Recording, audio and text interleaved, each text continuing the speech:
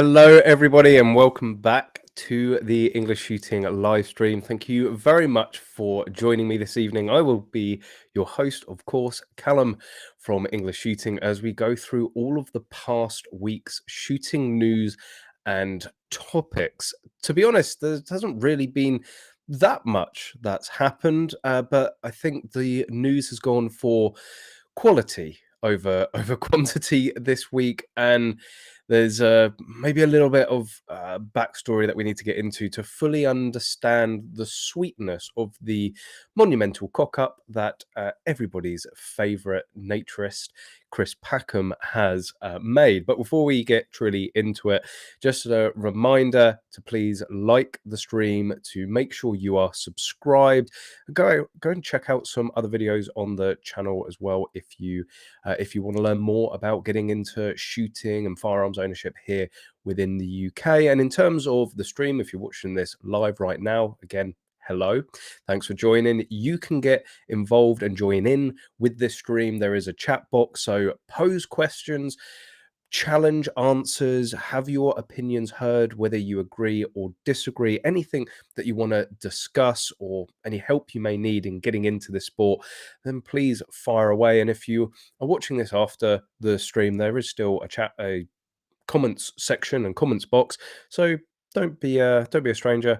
Drop a question or a comment in there as well. It all helps the YouTube algorithm. I probably will need support and help from you later on in the stream. As I said, there wasn't a huge amount that's gone on this week, so get your questions and topics in if there's anything quite significant that I've missed that you think we should be discussing. But to the main meat and bones of it, he's already seen the title of this stream and taken credit. I don't know if he's watching. If he is, well, thank you, because otherwise I really wouldn't have that much to talk about. And annoyingly, for some reason, the photo that I was going to show you all has decided to disappear. But there we go, the wonder of technology. Let's bring this up. So this is all about Chris Packham. Let's get into the article a little bit first. This is what was sent to me, and I believe has been doing the rounds. And we'll get into a little bit of the backstory of why this is so significant, and a little bit of in a way, a sweet victory with a bit of egg on his face. So Packham's libel win, but he faces the legal bill. Springwatch star Chris Packham yesterday won £30,000 in damages from a YouTube channel, which may not see a penny because he sued the wrong company. Oh, just makes me feel warm and fuzzy. BBC naturist took legal action against Fieldsports Channel. I'm sure a channel that you've all heard of and probably watched. I've been watching them for years. A hunting news outlet which attracts more than 1 million viewers a month, after it falsely claimed he had forged a death threat against himself. But his lawsuit targeted the channel's tiny holding company, which has no money or bank account, rather than its parent firm, which makes $400,000 a year from advertising. What the hell am I doing wrong? It means Chris Packham, 62, could walk away with nothing except a huge legal bill estimated to be £150,000. It adds nearly 1 million. I couldn't read this the first time. It adds to the nearly 1 million the broadcaster is believed to have spent this year bringing legal claims against other rivals who immediately declared bankruptcy, leaving him to pay the costs. So that's basically the long and the short of it. Why is this so? Well, first of all, why is it to do with shooting? Well, Fieldsports Channel TV is, I think, the largest UK-based shooting, hunting, sort of field sports, whatever genre you want to put under it. They're I think from memory, the biggest in terms of subscribership, in terms of viewership. And they do an incredible job of trying to protect this sport, promote this sport, and really make some great entertaining content. And they have not shied away from, at every point, challenging Chris Packham on his idealistic, just misguided views. And I think this is sort of case in point of why somebody like Chris Packham should not be making policy decisions, should have no influence in making policy decisions when it comes to, well, anything, right? If the guy can't even successfully sue somebody, and what I think it was Charlie that said within this article, something that you could easily find on Google. Where was it? Oh, there we go. So Packham launched, but Fieldsports Channel yesterday said a basic bit of Googling would have revealed he was suing the wrong company. So yes, in an ideal world, somebody has done something that you feel jilted about, or you feel has caused damage to your reputation, and you sue them, but you can't even get that right. So where has all this come from? It's actually been quite a while since we've covered any sort of Chris Packham on this channel, thankfully, because it's usually not good when he gets involved. So I think right back to the start, a lot of you may or may not remember the general licenses. So this isn't an area of topic that I have a huge amount of knowledge on. So I'm just going to caveat that to begin with. I am more of a sports shooter, a target shooter, not necessarily a hunter. But I was based on a 1,000-acre sporting estate when all this happened, which had dire consequences. Had dire consequences when all of this originally kicked off. So for those who aren't aware, we don't necessarily have the right to go out there and shoot. Well, to go and shoot birds, to go and protect crops, to cull numbers, right? You're actually effectively issued a license, but it's a general license which is automatically applied to everyone. So it's what allows you to go out there and shoot crows, to go and shoot pigeons under certain restrictions and under certain uses. One of the main, most important uses is farming and crop protection and livestock protection. So these birds are pests. Yes, I'm sure there's a lot of people out there, especially the vegans, that don't want to see anything killed, right? There is a large amount of people that like to have grain, that like to be able to have bread, and like to have lamb, and like to have all of these yummy things, not necessarily just meat, that all require protection in order to grow or rear, right? And what was made quite abundantly clear, and something that I think a lot of people, certainly within the shooting world, that doesn't have a lot to do with sports shooting and target shooting, is that actually a lot of these birds, like first of all, pigeons in large numbers can decimate crops, and the thin margins that some farmers are that they're working by, if a whole flock comes in and decimates a field, that could literally put them out of business for 1 year. Everybody likes to follow and moan about the price of basic foods like bread, like flour, like any food that comes from some sort of crop or harvest. Well, if a farmer ends up losing an entire field because of a flock of pigeons, they have less yield, therefore the price of food has to go up. So it's not just about livestock, it's not just about all of the non-vegan friendly foods. Literally every crop that is grown here in the UK needs some sort of protection from the likes of from pigeons. And that's why you get a lot of farmers, you get a lot of farm hands, gamekeepers constantly out there in the field taking down pigeons. They are a pest, and from the general license we are allowed to go out there and shoot them for crop protection. What really heightens up is when you look at crows and other corvids. They are actually pretty sinister, nasty creatures when it comes to the likes of livestock. And I'm not going to put any sort of images up, but around well, the what they end up doing is when during lambing season, and I believe there are other livestock affected, the crows will come in and will literally go for the eyes of young lambs, which is absolutely horrific.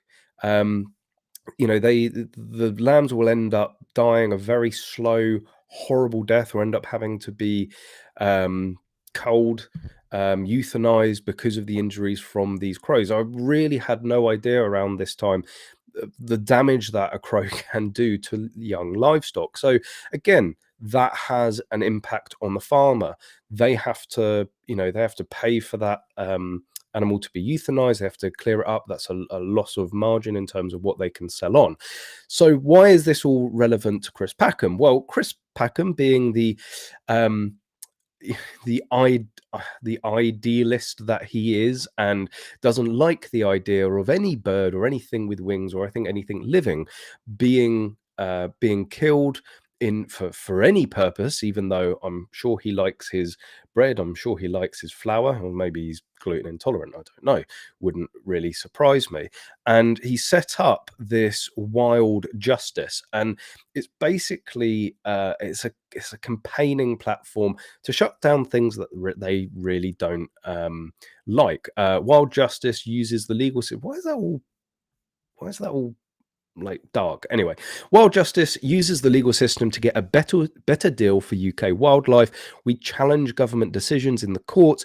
We campaign for better laws and better policies. We'll give you opportunities to speak up for wildlife. And what Wild Justice ended up doing, actually, in fairness, quite successfully, is having the general licenses that allows people to go out there to shoot pigeons, to shoot crows, to protect their crops, to protect their livestock. They ended up getting those general licenses removed. They ended up successfully stopping those general licenses, which pretty much overnight made it illegal for farmers to go out there and protect their crops and protect their livestock. And this is what led to these horrific images of all of these lambs and other young livestock during the spring. And from memory, it was literally weeks away from lambing season. It literally couldn't have come at a worse time for the agricultural industry. There were horrific images of these lambs having literally just the innards picked out of them, and Wild Justice called that a good job done.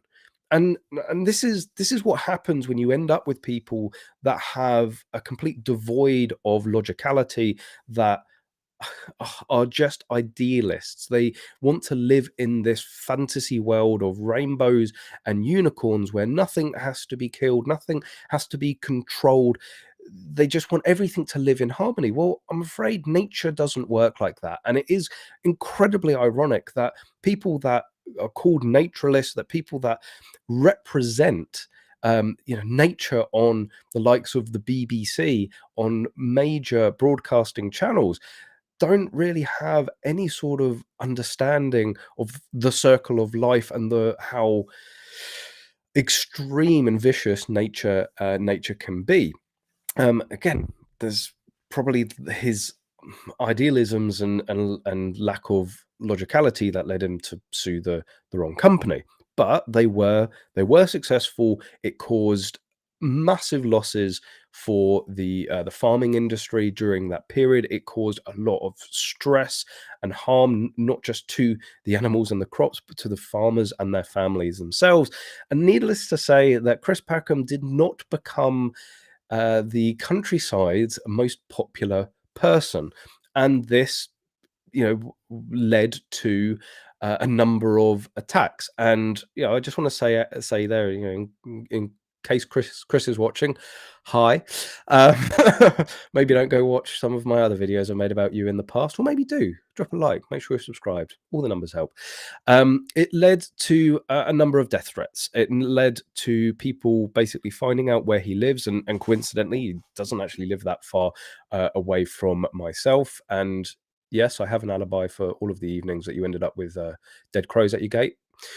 Just get that one in there. But yeah, they put dead crows on his gate, and he produced all of these death threats.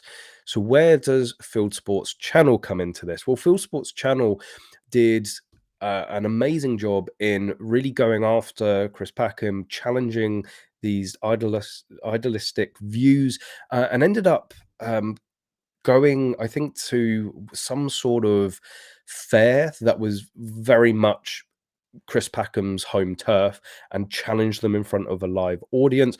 And did they end up taking the invitation? I think they were invited to reciprocate to come to the game fair, which is obviously very much home turf for the likes of Charlie and David and Fieldsports Channel. But they, from memory, they weren't actually brave enough or had the balls to reciprocate and go and debate them in front of maybe a less friendly crowd. Again, that sort of sums up what these people are. They're more than happy to debate you and shout at you in front of a friendly, supportive audience, but as soon as they don't feel that they've got that sort of safety in numbers, they're just going to fade into the background and decline. Unfortunately, what led to the suing is that Fieldsports Channel TV did analysis on this presented or these multiple presented death threats from Chris Packham, and they got an expert, which was later on in this trial discredited. An expert basically came out, or a supposed expert came out, and said that the handwriting looked very similar to that of Chris Packham, and Fieldsports Channel basically went out there and I believe implied that Chris Packham had wrote these death threats to himself and was using this to garner more support, for more publicity, and to put on a bit of a sob story. You know, I'm the victim here, I'm not the bad guy. And that ended up getting Chris Packham to sue Fieldsports Channel TV, so he disputed it. He has actually been obviously successful in having that withdrawn and having that challenged and having it stated for the record that he didn't write his own death threats.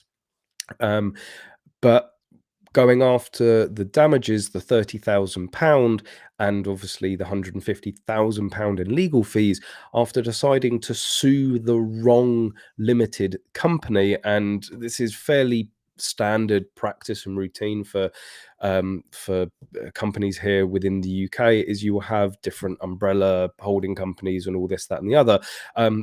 Multiple reasons, usually tax, and usually reduced liability, which I think has worked pretty well in this situation. So you end up having one actual brand, but it's split among multiple companies.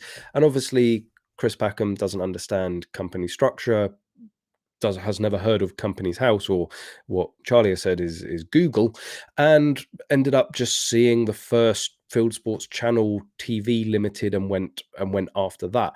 So with having no money, with having no bank account, he's very unlikely to get anything out of that company. It will be no doubt that Fieldsports Channel, that specific company from Fieldsports, will just close, and they'll probably just open up another holding company. This has happened previously. Funnily enough, it's what happened. It's sort of what happened with Gun Trader. That's why people weren't able to get any sort of compensation for the data being leaked, because the brand of Gun Trader was transferred into another company, and the old company was closed. Therefore, you can't go after it. So this is pretty routine stuff and does happen sort of all the time, as it were. but to not go after the company that is making £400,000 a year, and to go after one that obviously has absolutely nothing on his books. Yeah. So, the highlight is Fieldsports Channel ultimately did do something wrong. It's been proven that they did something wrong, and Chris Packham has been able to prove that this was incorrect.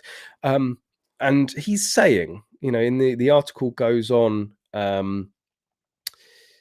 Here we where was it? Yes, there is a financial cost, he said, but for me, it's not all about making. It's not all about money. It's about making a difference. To be honest, I don't know what. I don't know how suing Field Sports Channel TV is making a difference. I don't know how making f- countless farmers' lives an absolute misery for an entire. I think it went on for over 6 months. I don't know how that's really making a difference, but in Chris's mind, it obviously is. This planet faces significant problems.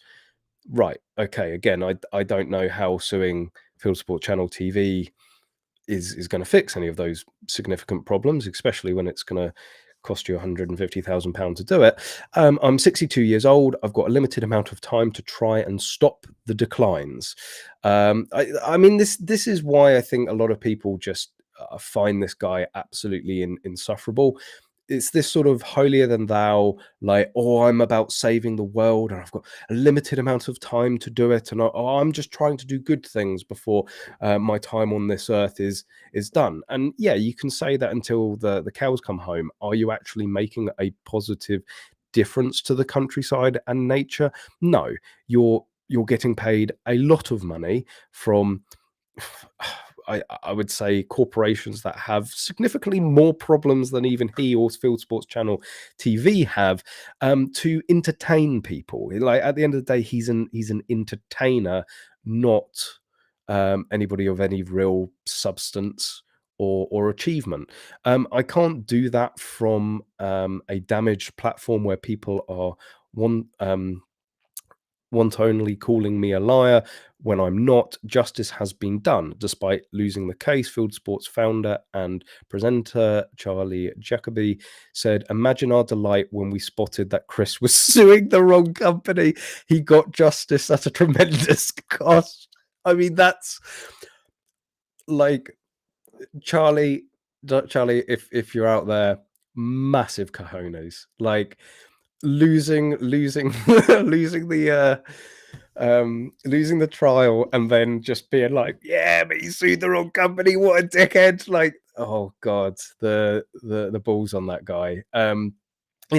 People like Charlie and David and Field Sport Channel TV, they're making a difference. They really are. They're actually showing the raw, true side of nature and field sports and the countryside, not what Chris Packham believes it should be. There's this idealism about game shooting, right? Oh, blood sports, and closing down game estates. I I literally don't know how many hundreds of thousands of acres of the UK is owned, operated, or maintained by a game estate, right? And through game estates, you'll have walking past. What are they called? Walkways, footpaths, like nature guided footpaths, bridle ways. All of that needs to be maintained. And all of these people that go, oh, we should stop blood sports. Well, who's then going to start footing the bill for maintaining these vast expanses of land? Who's going to make sure that the woodlands are properly felled, and that it's healthy wood? I think, is it Nature England? These states are actually given quota to go out and shoot deer. Right, we all know what happens when you get overpopulation with deers who now don't have any natural predators. Well, the whole herd will get the overall health will decline if it's overpopulated. So with no natural predators, that leaves us to go out there and make sure that they are of a healthy number, that any sick or injured wildlife isn't in pain. And these people just don't get that. Channels like Fieldsports Channel go out and show that. They show how our countryside is sustained and is effectively indebted to the people that go out and pursue field sports. So yes, oh, that did absolutely make me chuckle. So obviously, I think Fieldsport Channel TV are quite confident that they're not going to end up really forking out much money. And again, talking about the idealistic nature of Chris Packham and this whole thing about the planet faces significant problems and I've got to stop the decline. Well, he spent £150,000 to correct, something that I think would have just blown over and no one really would have taken that much notice. There is such thing as the Barbara Streisand effect. Far more people are going, we're talking about this now, right? Far more people have been made aware of this. More people are going to think for themselves.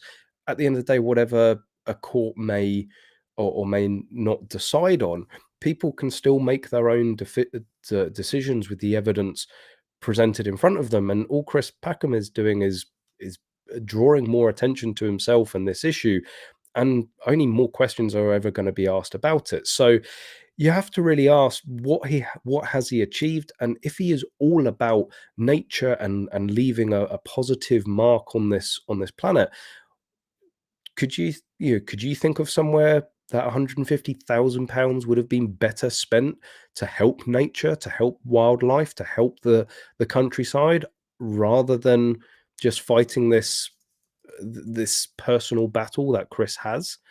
And I think that really brings it down to maybe the ego of this guy. And when it comes down to the raw truth of it, a lot of people, I think, feel that he isn't there for the good of the countryside. He's for the good of himself. He wants that big fat BBC paycheck. He wants maybe the accolade of being this face of nature.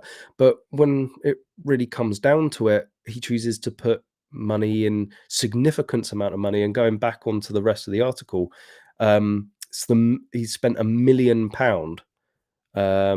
nearly 1 million the broadcaster is believed to have spent this year bringing legal claims against other rivals who immediately declared bankruptcy. So it doesn't sound like he's actually received anything back. So we're not talking about £150,000 that he's personally spent. We're talking £1 million.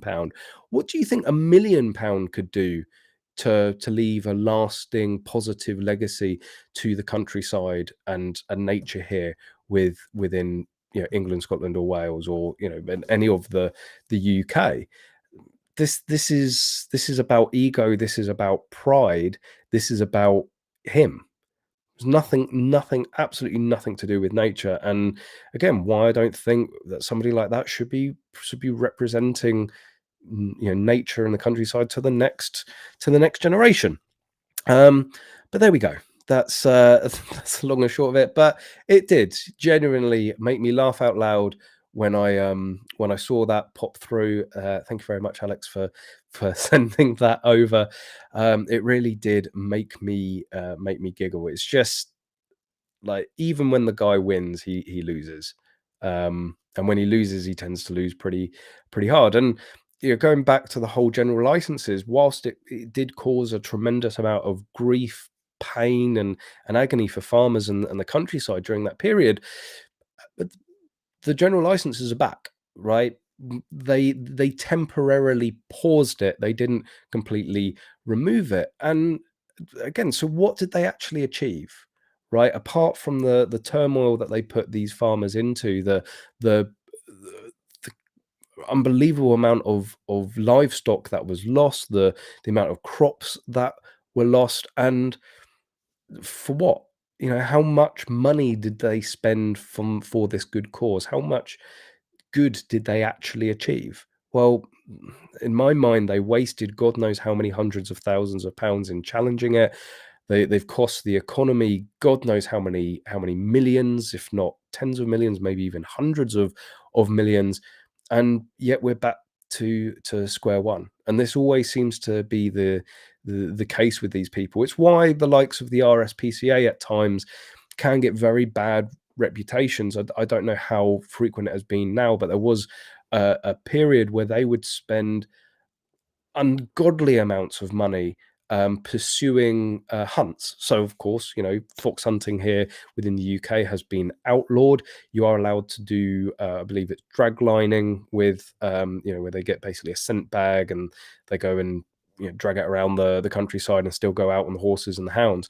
And when you've got a large pack of hounds and they genuinely accidentally come across a fox, what are the hounds going to do? Well, it's what they've been trained to do. And there have been cases where hunts have maybe blurred that line, and the RSPCA have gone after them. But they have ended up spending hundreds of thousands of pounds on each case and have a very, very low success rate. Meanwhile, animal shelters and homes for pets up, well, I'm gonna say pets, animals up for adoptions are falling into disrepair. They don't have enough funds to be able um, to run them, to feed them. Therefore, they have to euthanize more animals because they can't afford to home them. And it just seems like a little bit of a twisted priority. And I think that's exactly what happens with the likes of Wild Justice and Chris Packham as well. But there we go. Let me know what you think in the chat box. Let's see what you guys are saying. Tony Butty, when is the lead shot ban due to start? At the moment, there is no set date. I believe there has been various transition periods of anywhere between, I think it's 2 years and 5 years, depending on the ammunition type. But we are still very much in the consultation phase. And thank you very much for reminding me, because there is a consultation for you to go and fill out. Please do so.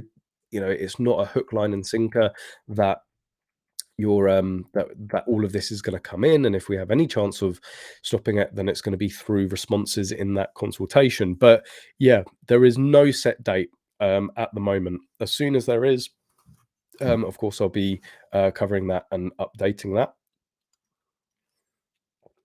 that. Happy, only a moron could try and sue the wrong channel. Yes, maybe couldn't better myself. I mean, he technically he technically didn't sue the wrong channel, just the wrong company. Yeah, it's absolutely anybody with any sort of basic, like, if you're the sort of person that you have the ability and maybe even the finances to go after somebody and spend £150,000, you would assume you'd have the basic intelligence to be able to make sure you're suing the right person. Fieldsports Channel, I haven't shown you guys about, just bring it up. Go and give them some support if you haven't seen them before. Go and check them out. So it's Fieldsports Channel TV. There's their website, which is fieldsportschannel.tv, but they of course known more for their YouTube channel, Fieldsports Channel.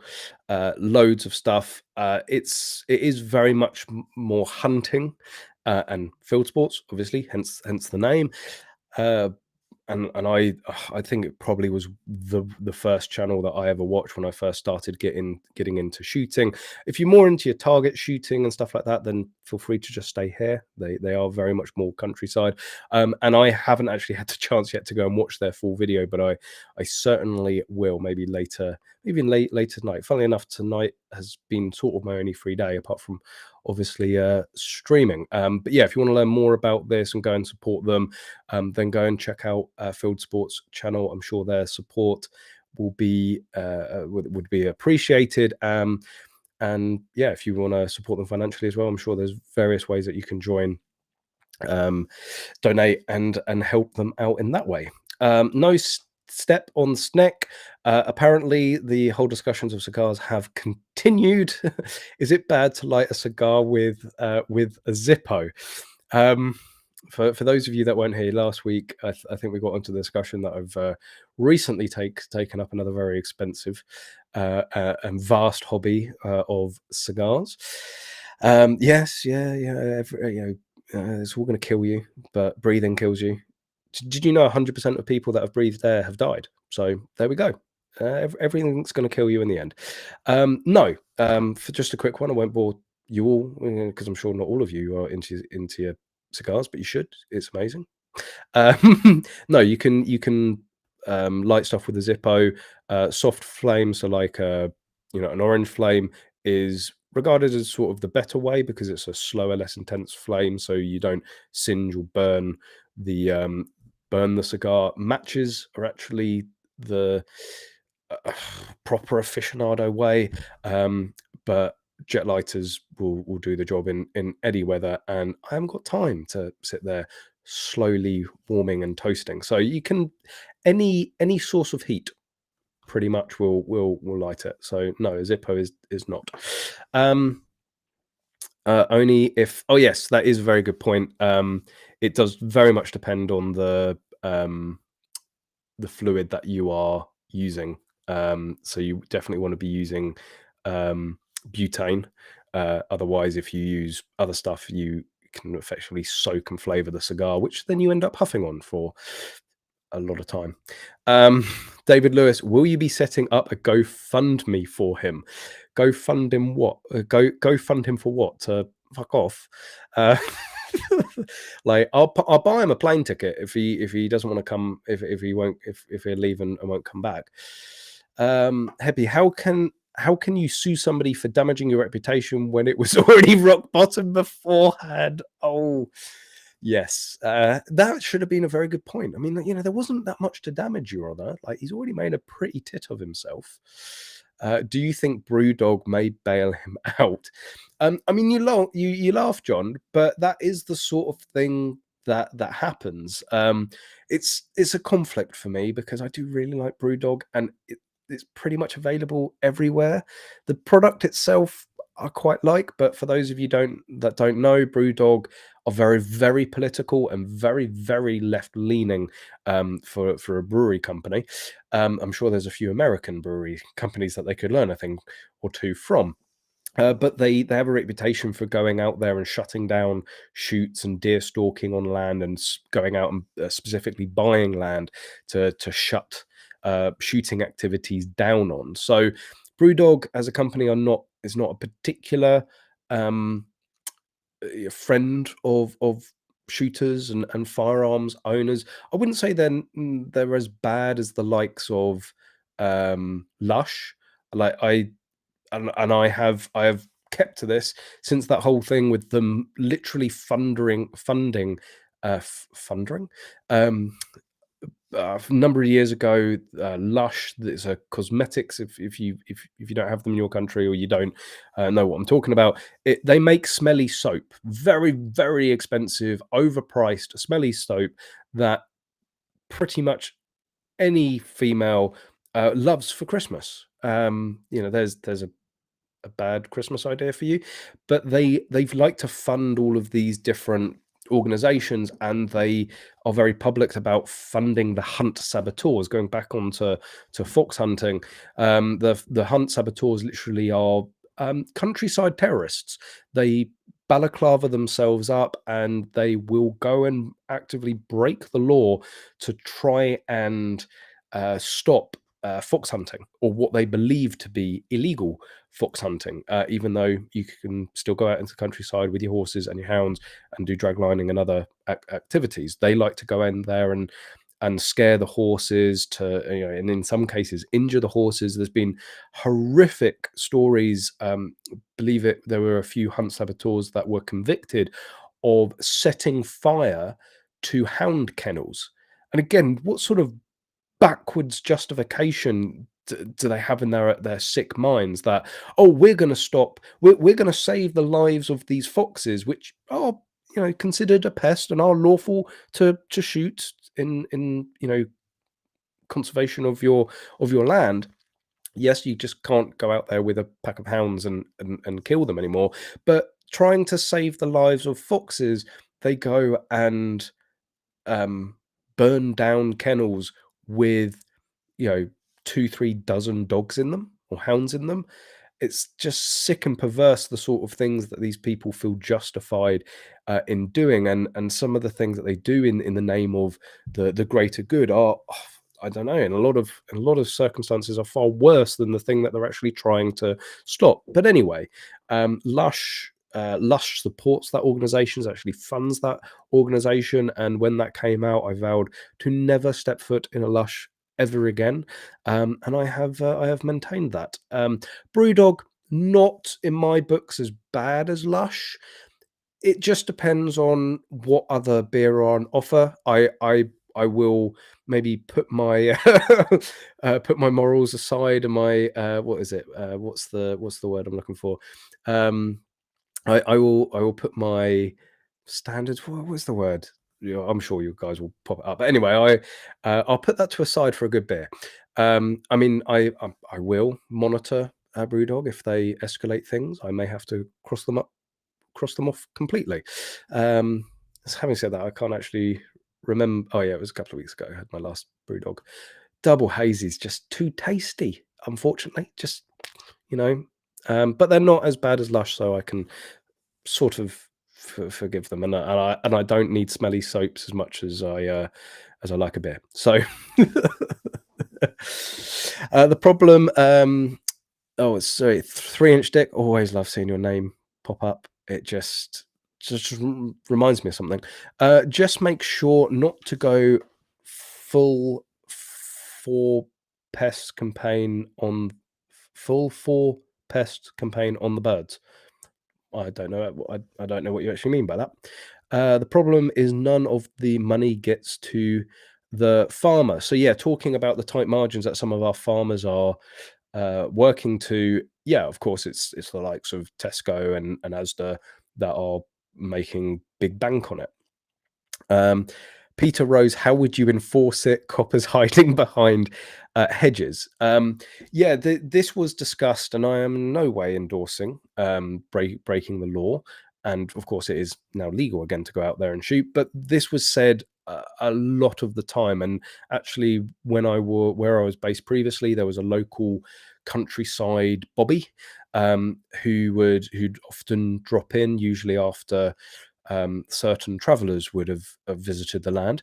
And he basically said in not so many words, first of all, the police, well, certainly in that region, did not have the resources to be going, you know, he was like, I'm covering this whole region just on myself.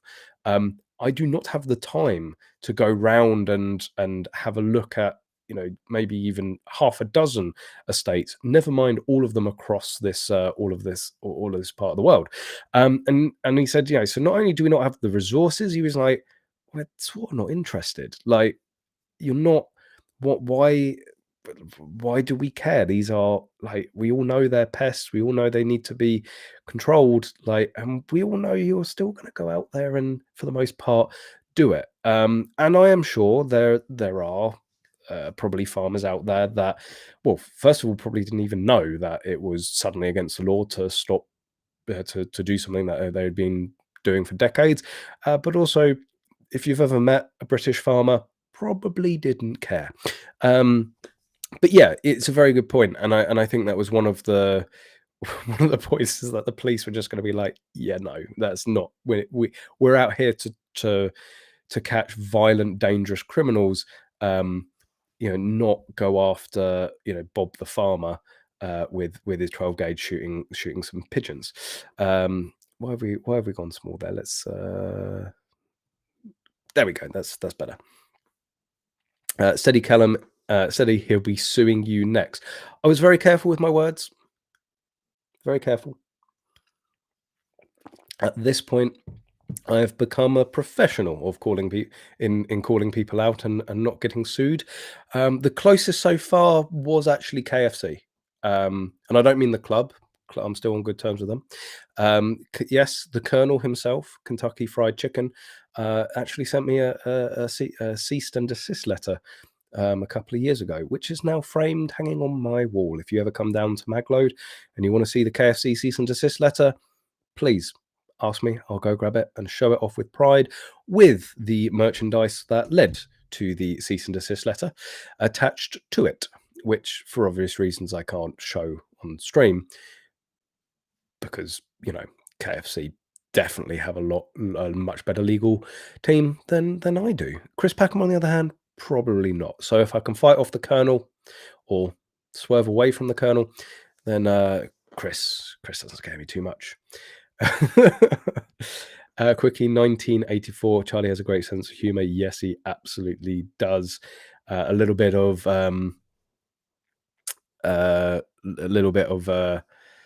a no-nonsense approach to things. No step on snake. The balance of the English countryside is both fragile and man-made.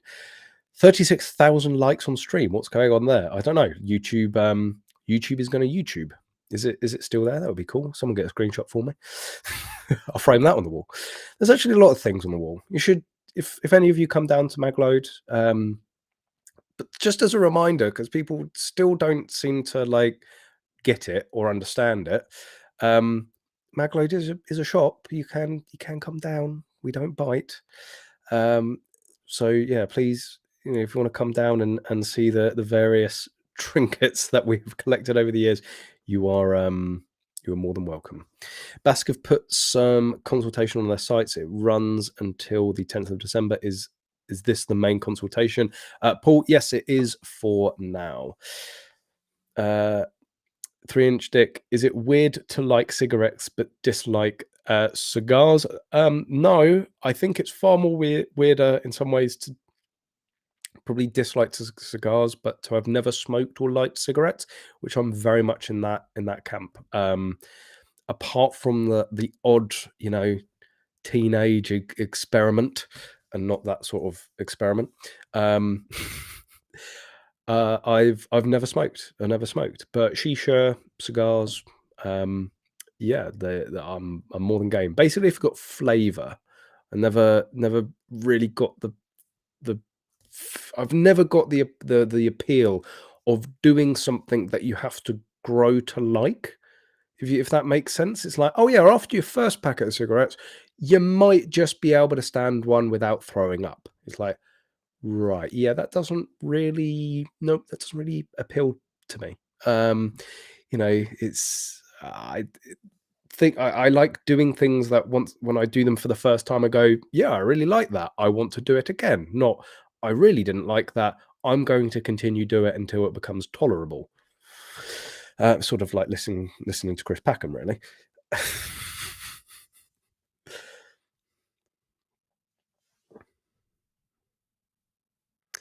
Agree on the Vocation Brewery beer. People are talking to, like, we might as well just turn this into a food and cigar channel. I'll talk, if you're not careful. I'll start talking about cars and watches. Gareth, if you like double hazy, try Vocation Love and Hate, the best hazy dipper in every Tesco's. I might have already had it. Vocation Love and Hate. Just talking around amongst yourselves. It's important beer talk. I've definitely seen that. About. I will try to remember to pick one of those up. Funnily enough, I went through a phase mainly during COVID, when, you know, didn't really have to be up much, you know, early the next day because, you know, there wasn't really much going on. But I really did get quite a sweet tooth for dipper, and then every morning afterward would remember why having maybe more than one dipper is a bad idea. But it's sort of stuck, and our quiz name at our local tap room is actually called Dipper Danger, because for those of you who aren't aware or into your beers, a dipper is a double IPA. It's a double strength IPA. And the danger of dippers is that they're usually a lot more flavorful, and they usually don't taste as strong as they actually are. You're talking, most dippers, what are usually 6.5 to maybe 8.5%, sometimes higher. Then you're sort of knocking on the door of a tipper, a triple IPA, triple strength IPA, whatever, 10, 12% quite easily. Yeah, so you've got a drink that tastes very, very nice, doesn't taste strong, but will leave you with a funny walk.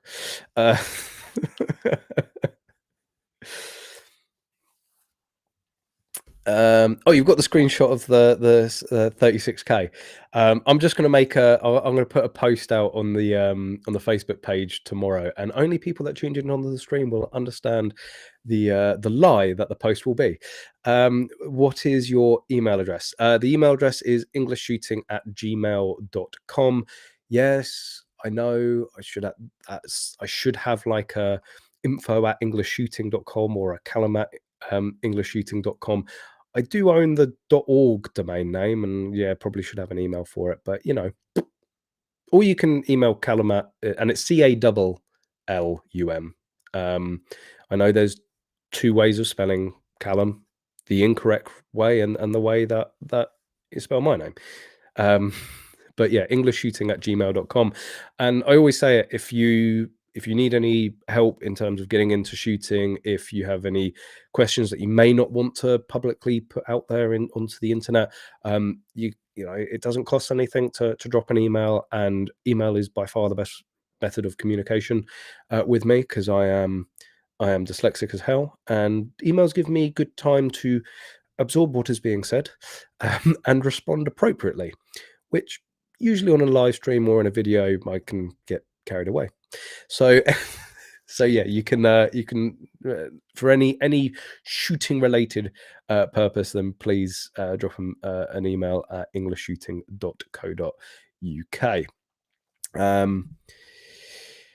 So yeah, let me know if you have Gareth Petley. That's the stuff. You sell it well.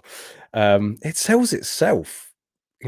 The first time I had a dipper, I did not realize what it is. And Connors and I actually, when was it? There was one night he came over for a sort of like a beer and a takeaway, and we ended up going into Tesco, and maybe this was at like a Premier Inn. Maybe it was like before a match or something. We went and got some beers, but we ended up getting some Hazy Jane and some Double Hazy. And stupidly, we started on the Double Hazy. So I think we had a can of Double Hazy and then a can of the Single Hazy, and it tasted like water. The Hazy Jane just tasted like water after that. So we went back onto the Double Hazy, as you do. So yeah, absolutely sells itself. But yeah, let me know if there's any questions or topics that you guys have, because that's we've pretty much covered the main one for this week. Is there anything that I've missed that should be aware of, that we should be talking about? There was actually something else which I do regularly try to cover these. If I'm warning you, if nobody proposes any sort of shooting related firearms ownership questions or topics, we will just start talking about beer, cigars, cars, watches, and anything else I have a vague interest in. Maybe even Lego. I've exposed you to some of my Lego collection previously. I'm at this point, you are realizing I am just a big child, but I enjoy it. So in the even within the UK, we end up having a lot of it. It tends to make a little bit more sense out in the likes of America and countries where there are a lot of unregistered or unknown firearms, and it may seem a little maybe strange to have firearm amnesties here within the UK, but they do happen. And this popped up to me the other week. It's just one of these crap news websites. 53 firearms surrendered to South Wales police, with 2 illegal.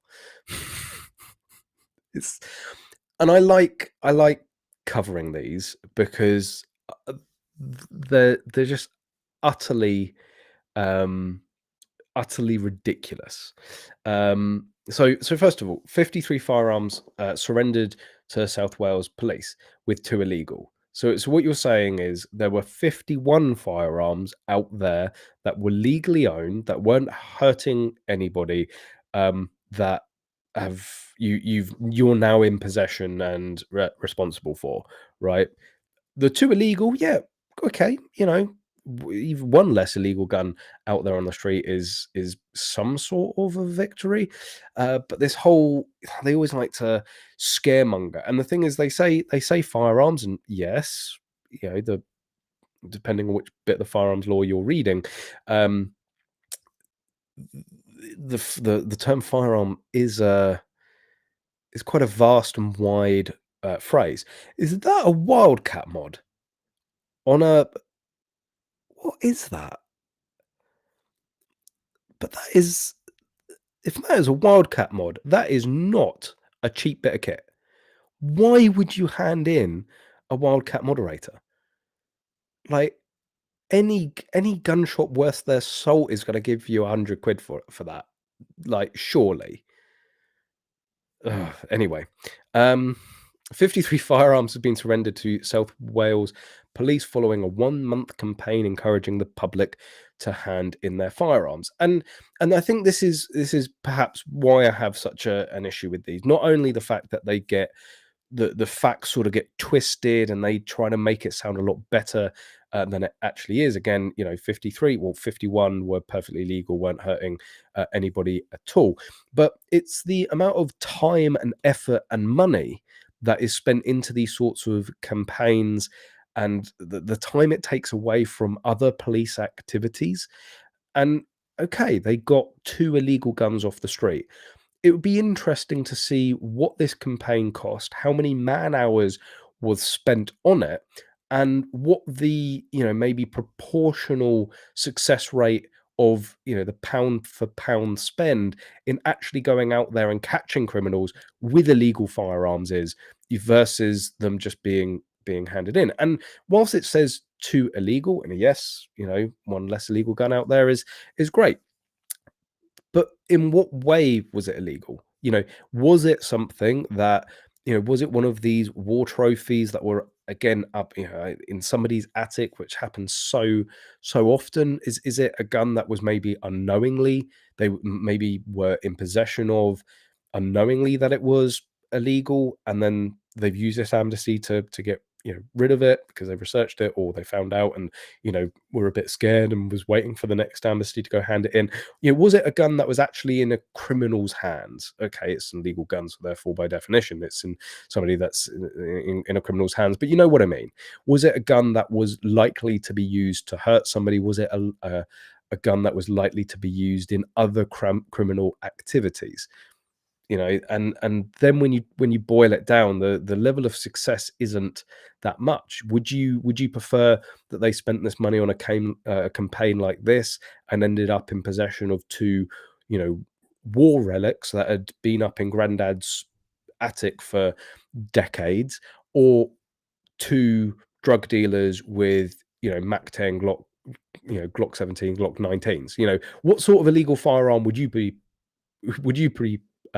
would you prioritize to take out of people's hands? The weapons surrendered included 2 illegal firearms, 28 licensed, legally held firearms. So again, like, these were literally, in people's hands that had been deemed fit and had been assessed and were deemed to not be a danger to anybody. So, half of what they had surrendered is, or slightly over half, were literally a risk to nobody, and 23 BB guns and air weapons, which, while not illegal, can cause injuries in the wrong hands. Yes, a sharp, pointy stick and a stone can cause injuries in the wrong hands. South Wales police said the surrender of these firearms, together with ammunition and accessories, demonstrates the excellent support of the public. How many people? How many people live in Wales? Population South Wales. Right. The population of South Wales is 300,000 people. I wouldn't say that having 53 surrenders, and that's just assuming that it's one gun per surrender, that having 53 people hand in some guns is enough to say excellent support of the public. That's what you have there is, you know, two people looking for an opportunity to get rid of a gun with no questions asked, 28 people that probably had guns that weren't worth anything and would have cost them money to get rid of. And I don't know, the sort of people that go like the sort of people that go in and surrender BB guns and air guns. I genuinely I genuinely fear for their ability to survive life. Like, why? Like, really, what goes through your head to firstly have the time and then prioritize that use of time to drive to a police station to hand in a BB gun, right? Like, come on. Like, there are far better things you could be doing in this world to make yourself and others safer and happier than going to a police station and surrendering a BB gun. Like, yeah, what are you going to start? Literally, what are you going to start doing? Combing the beaches for slightly large stones, or removing branches so that nobody can whittle it into a sharp stick? Like, the list of things out there in this world that cause more misery and harm to people over BB guns is literally infinite, right? They're just like anything around me in this room could cause more harm or distress than a BB gun if used in the right slash wrong way. But anyway, you know, there are those sort of peoples, you know, that are obviously struggling. I like as well 28 license phone, but it's like they're tying in this 28 licensed legally held firearms with can cause injuries in the wrong hands. Yes, so can a car, so can a thing of petrol. South Wales police said the surrender of firearms together. Oh, excellent. We've already read that bit.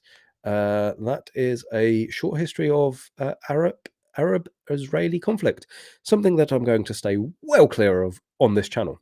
Huge haul of firearms surrendered. Again, now they're all firearms. They're not BB guns, air guns, and previously and legally held and possessed firearms. Again, it makes me sad that someone surrendered the mod.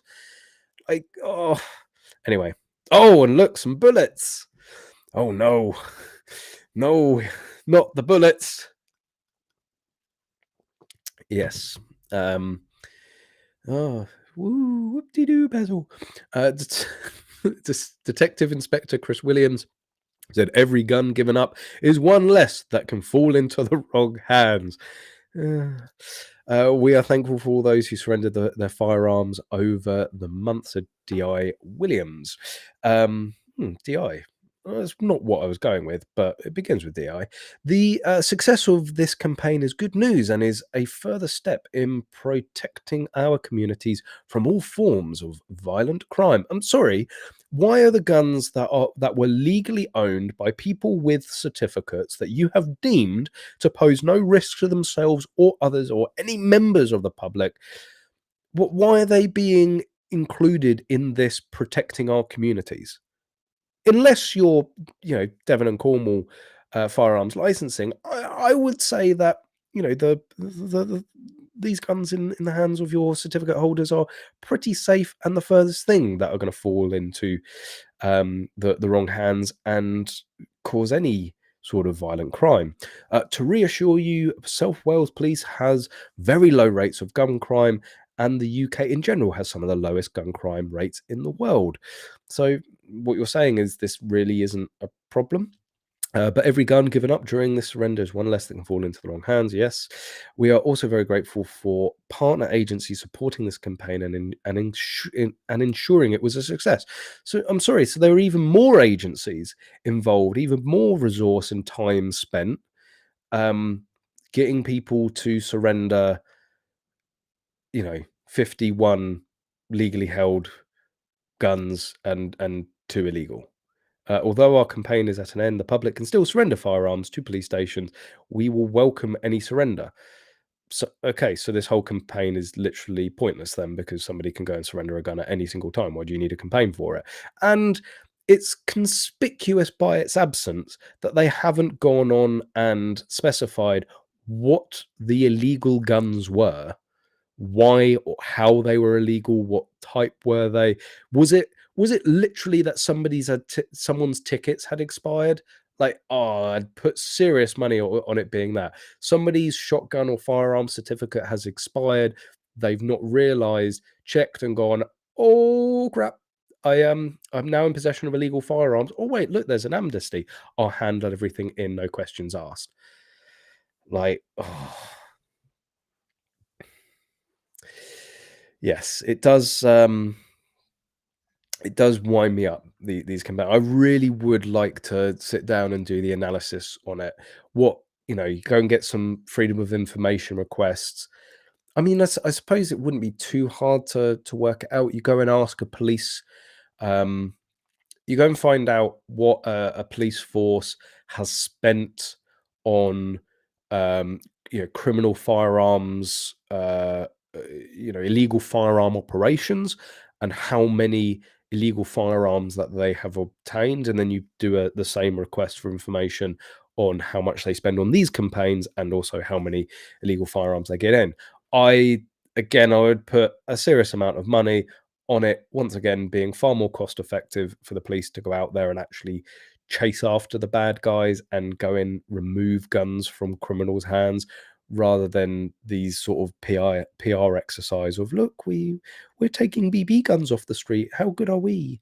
That anybody over the age of 18 could go in and buy two-tone, unless you have a valid exemption. Which, just to point out, it's not a hugely widely known fact. Maybe it's the wrong segue of talking of, well, they're not illegal firearms, yeah, BB guns. But one of the things, if only I had known at the time, no, I still would have ended up in shooting sports. So I've told this a million times in the past, but just as a quick recap, the way I ended up getting into shooting sports was I wanted to go and buy a BB gun for a little bit of plinking in my university dorm, just as a bit of procrastination between the heavy revising that I was meant to be doing. And I went into an airsoft shop in London. We have this thing called the VCRA Act, which basically prohibits you from being able to buy a realistic imitation firearm, i.e., a BB gun, without a valid defense. It's widely assumed, and I have for years, that the only valid defense for you to be able to buy a realistic imitation firearm, a RIF, is being on the UCARA register, which is, I can't remember what UCARA stands for, but basically, if you go and do skirmishing, if you go out there and do airsoft, it's usually at a UCARA registered site, and then once you become a member there and have done a certain amount of skirmishes, then you will have your name put on this register. It's a positive register, not a negative like others, and basically that gives you the valid defense to be able to go and buy a realistic imitation firearm, a BB gun. If you don't have a valid defense, then you have to buy what they refer to as I guess an imitation firearm, not a realistic imitation firearm, which basically means that the gun has to be two-tone, that it has to be half a vibrant color to show that it's to show to anybody from far away that it is not a real gun. And the point that I was getting to is that there are actually many valid defenses to have a realistic imitation firearm, a BB gun, an airsoft gun.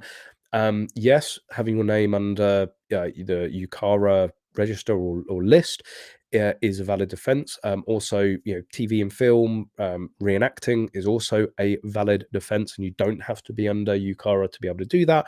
And also, more relevant to this channel and me, and probably a lot of you guys watching, membership of the UK PSA is a valid defense to purchase a realistic imitation firearm. It is sometimes tricky to convince a shop that sells airsoft guns or realistic imitation firearms RIFs to sell you one under that valid defense. But it is a valid defense because the UK PSA, the United Kingdom Practical Shooting Association, is the national governing body, obviously, for IPSC and practical shooting. And within IPSC, you have Action Air, which uses BB guns, it uses airsoft guns. And there are a whole, which I'm not going to get into now, there are a whole vast array of reasons of why why you would want to have a non two-tone to be able to take part in that sport. Therefore, being a member of the UK PSA is a valid defense to obtain and purchase a realistic imitation firearm. But back onto the story that I've told a million times, but I just love it because it just sums up our firearms laws here. Going to this gun shop and being explained all of this, but told that UCARA at the time, well, it wasn't, but their belief was that UCARA was the only way to go forward with getting a RIF, and I really couldn't be asked. I have the time at the time to go and take part in 3 skirmishes, and I just literally want something to shoot like tin cans in my dorm, right, in my halls of residence, and I really couldn't be asked to have a brightly pink painted, orange or blue or whatever, and plus it took them 2 days to do the process, and it's like I've just literally triped over the other side of London to be able to get here. I do not want to come back anywhere near this place. The sun did not shine. But basically he was like, yeah, no, sorry, I'm not interested. And he looked up and said, yeah, what you want is maybe an air pistol. I'm like, oh, hang on a minute, that sounds a lot better than airsoft or BB gun. An air pistol, that sounds a little better. So yes, so I couldn't go in because of the VRA violent VCRA, Violent Crime Reduction Act. VCRA, yeah, can you tell I'm dyslexic as fuck? So anyway, because of the VCRA Act, I wasn't able to go and buy a sub 1 dual airsoft gun that shot 6mm BBs, but I was able to walk up the road, and because I was over the age of 18 and not prohibited under Section 21 of our firearms law, I was able to buy a air pistol, which I believe, oh, don't quote me on this, I think it's 6 foot pounds? Air pistol UK limit. 6 foot pounds. Woohoo! I do know something about firearms law. So for an air pistol, the limit is 6 foot pounds, which 6 foot pounds. I haven't actually done this conversion for a while. To joules is 6 foot pounds is 8.13 joules. So I wasn't able to go into, because of the Violent Crime Reduction Act, I wasn't able to go and buy something that, a realistic imitation firearm that was limited to 1 joule of muzzle energy, but I was able to go and buy an air pistol that A, feels more realistic, B, looks more realistic, and was 8 times more powerful. So yeah, that's a win for firearms law. And as it goes, I very quickly realised that an air pistol was significantly more powerful than a BB gun, and needed to find somewhere that I could regularly shoot it, which led me finding out that the university had a shooting club, and went down the range, and well, the rest is history. So there we go. Yeah, that's gun laws stopping people from getting their hands on firearms, or in my case, very much leading me down the path to owning pretty much everything out there.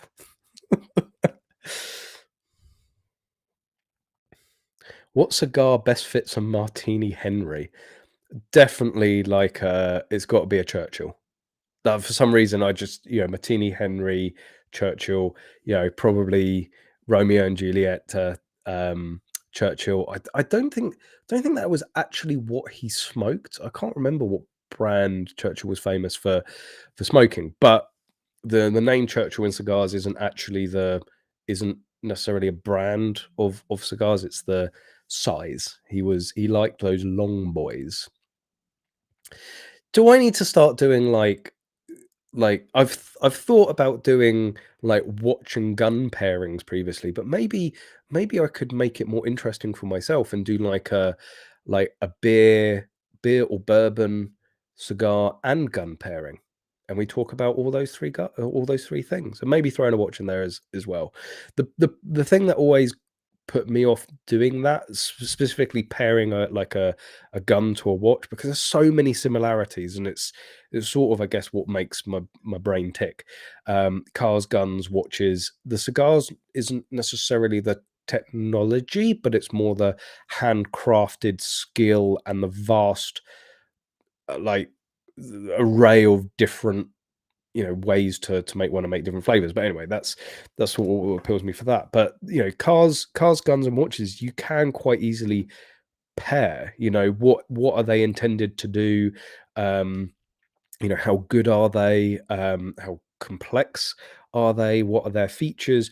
So yeah, I've thought about doing that previously. The only issue is sustainability with a series like that, because I'd very quickly run out of watches, and I am not at the point of being able to buy a watch just to be able to do a review.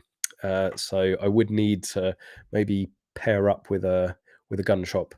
A gun. I would need to pair up with a watch shop to be able to supply the watches. But anyway, so it's something I've thought about before. But a gun, bourbon, and cigar, that got plenty of guns I can sit down and pair with well, some sort of um, alcohol and some sort of cigar. This must be the biggest news story in Wales since the outlawing of animal husbandry. Oh dear. RNT. Magload AR-15 in the future. Yes.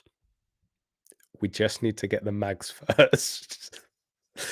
um, Connors and I have talked about doing our own gun for a very long time. I've also talked about 3D printing our own gun for a very long time.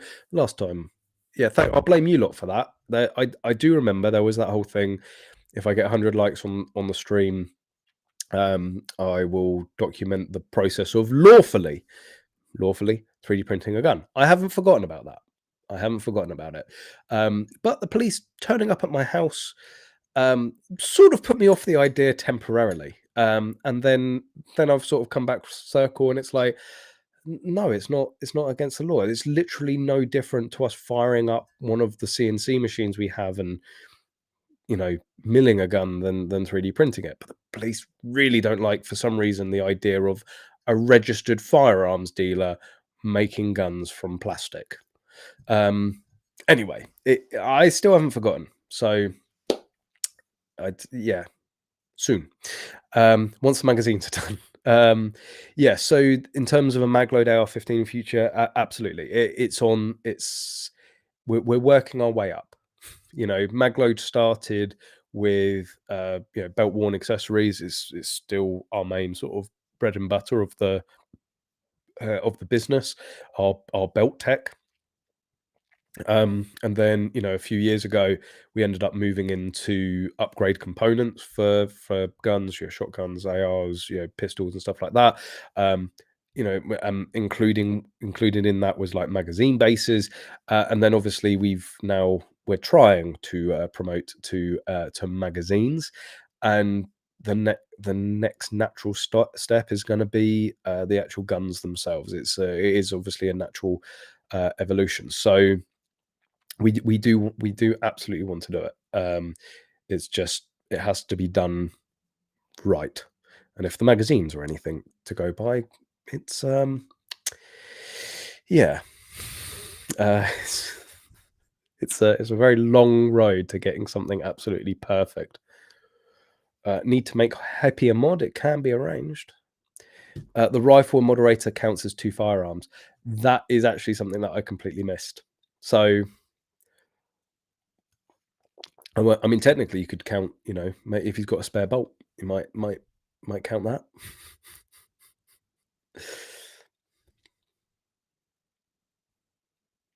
Hopefully, a moderator will soon be classed as what it is, just a tube. There was a clip doing the rounds. I can't remember where it was. I think it was like on TikTok or like YouTube stories or maybe even like Reddit. And there was a guy, he was he was at the range with an ATF agent, and the ATF agent seemed pretty cool. Um, it might take me fucking hours to find, so I won't find it. But yeah, he's talking. Oh god, what was it? It was how to it was how to the guy noticed something on this guy's gun, and it was like it was obvious that this guy had been making like makeshift moderators for his gun, and it was using it's basically I think it was like using something like a you have a can on the end and a rubber disc, and obviously the bullet will go through the rubber, but the sound waves will be contained in the can. It's basically a makeshift moderator, and the guy stood there with the ATF agent. And he's like, "Oh, the way I think people do it would be like it's one of these." Like everybody knows exactly what he almost says, and you can see that this ATF agent's like, mm-hmm. No, I mean in theory. I mean, I was a friend. A friend told me this is how would you make. I can't remember the specifics, but it was just brilliant. This guy just literally almost tells this ATF agent how he's making illegal makeshift sound moderators. But yes, you can literally buy you can buy oil filters off of Wish, which like Facebook takes down Magloads adverts for you know competitive equipment to be used in a well-regulated, internationally recognized sport. But Wish can advertise oil filters on there, like oil filters that are in half-inch UNEF threads, like God, Facebook. There was an attempt made to deregulate moderators recently, and unfortunately it failed with all of the recent the changes, which I do still need to do a video on. The changes on ammunition, the miniature rifle exemption, and stuff like that. They did try to throw a good one for the shooting industry and firearms owners by deregulating and declassifying sound moderators. Everybody knows you can go in and buy a moderator for an air gun completely off ticket, no licenses as long as you're over the age of 18. And there are many airgun moderators that are um, not necessarily proofed for 2.2, but are designed for 2.2 rimfires and other calibers. And again, something that I've said a million times. I bought a 2.2 mod for an air gun. It sat on my shelf for God knows how long, and then I had a gun, a rifle, a firearm under my FAC that would also take that moderator. Even though I could go out in my garden and legally use this moderator on an air gun, as soon as I put it anywhere near the rifle, it became illegal. So went through, got a variation as soon as I put that moderator on my ticket, and then could then legally use it on that rifle. I then had to lock it away in a safe And it's like, it's things like that which just it's not protecting anybody. It's not preventing any sort of crime. Like, if I really wanted to go and use that moderator on that rifle, like, what I would be doing with that rifle would be far beyond the crime of using that moderator with that rifle. A criminal that wants to, firstly, where's the criminal getting the rifle and the ammunition from? I think that's a far bigger problem than where he's getting the moderator from. But again, the issue of a criminal using a moderator on a rifle, what they're using that rifle and moderator for is far more of a concern than the fact that they're doing it with a moderator or not. It's like, oh yes, we could hear where the fatal shot came from, rather than, oh, that slight crack in the distance. It's like, he's still shooting at somebody. He's still committing quite a serious crime. Who cares if it's loud or quiet? And I guess it's the ignorance and this believed myth that for some reason moderators make all guns silent, because they don't. It's certainly, if you're not using subsonic ammunition, there is still quite a significant crack. It's not like, oh, what was that? It's like, you still know somebody's firing a gun.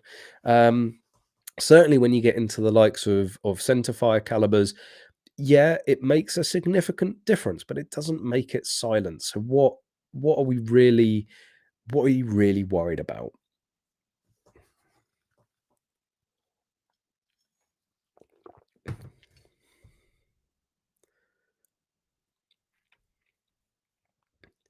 I am glad I am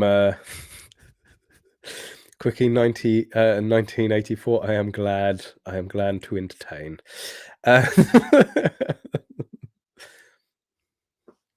Brian Solomon, Hampshire FLD sending all FAC SGC applications older than 18 months old back and saying reapplying.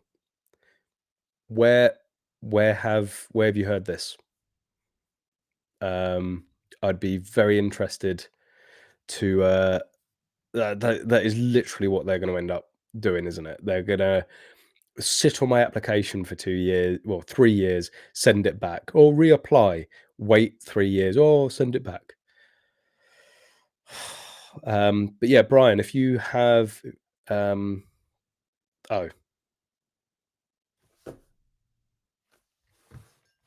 that is not the sort of thing we joke about. That is not funny. That is, I mean, fair play.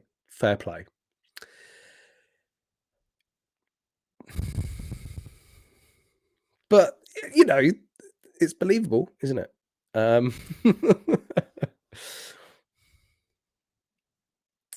Oh, Churchill's favorite was Romeo and Juliet's. Okay.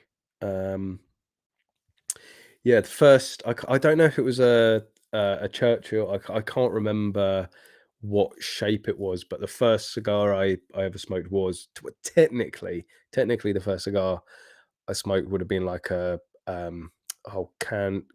I always want to say like Canderella or they're like quite inexpensive machine rolled, because that's always what my granddad smoked. But my first night, I'm going to go out there and buy a cigar and have this cigar for an occasion, was a Romeo and Julieta. Anyway, yes, Brian. Yes, that did give me a heart attack. Thank you very much. Appreciated.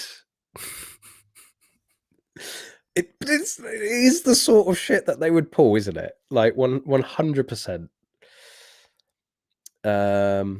You still have cohibas I bought back from Kruger that I really should enjoy. Yes, you should bring those cohibas and enjoy them at Magload with Connors and I. Just saying, the invitation is there. You bring the cohibas, we bring the lighters. I think that's fair. 100%. Do you know how expensive cohibas are now? Certainly if they are of any sort of vintage, you're not talking cheap. So yeah, if you want to find a way of getting rid of them, it has become a little bit of a thing. Maybe that we should have like a weekly semi like open day. But yeah, basically most Fridays now, Connors and I will be out the back of the unit with a cigar and very quickly it spiraled into a cigar and bourbon, and I don't want to know where it goes from here. But yeah, I'm very heavily quickly getting into bourbon as well. So I can supply the bourbon, I can supply the lighters and the cutter and the ashtray and a chair. There we go. You bring the cohibas, I'll sort everything out. Fair deal, fair deal. And even Daniel will probably come and join. English shooting, I mean mil spec ARs.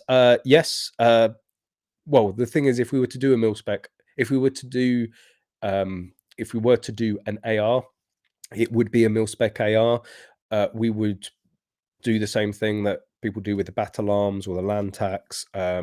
You just use the CMMG kits. So we wouldn't necessarily. No, I don't think we would go down the route of making a dedicated 2.2 rifle. I mean, commercially, it makes a lot more sense to do a mil spec and tweak it and make sure that it's going to be very compatible with a CMMG kit. But that has been proven extremely successful. Yes, the 1522, the Smith & Wesson 1522, is a incredibly popular and successful rifle in sort of the AR-22 route, but just look at the competition circuit now. It is all mil spec receiver sets with CMMG conversion kits. I'm pretty safe in saying that certainly within the UK, within mini rifle, the top 10 is almost exclusively. I can't think of anybody that's finished in the top 10 of open with a Smith and Wesson for the last couple of years. It's all mil spec. It's 223 receiver sets with a CMMG conversion kit in it. So if Magload was to make an AR, we'd start making receiver sets. The other thing about making a mil spec AR and offering it in different calibers, there's the commercial aspect of it. It gives you more option. It gives you more effectively product to sell. But also, if it's AR-15, if it's all mil spec, then you don't. To start off, you can just make the receiver set. You don't have to worry about everything else. You don't have to worry about going and making your own barrels or your own bolts and stuff like that. Whilst that would be the goal, to have a fully, top to tail magload, made, manufacturer built to our, specs gun. It's it's like from going from 0 to 1,000 in like 0.5 seconds. There's a lot more that has to go. So I think we get the 2.2 magazines that may lead on to other caliber magazine, 223, 308, 22 WMR. Daniel, put the tissues away. And we will and then from that we will, in terms of the guns, probably go receiver sets, but it will be receiver sets with, another barrel. We may, talk to Otto at Cotswold Classic Arms and use his barrels. You can buy CMMG barrels, even Tacom. Tacom are making their own barrels now. So there's loads of different routes that we could quite easily go. And then again, with a bolt, well, if you're using a CMMG kit, you just go and buy the CMMG kit. You don't have to worry about the bolt then. And then all the other furniture is just sort of off the shelf stuff.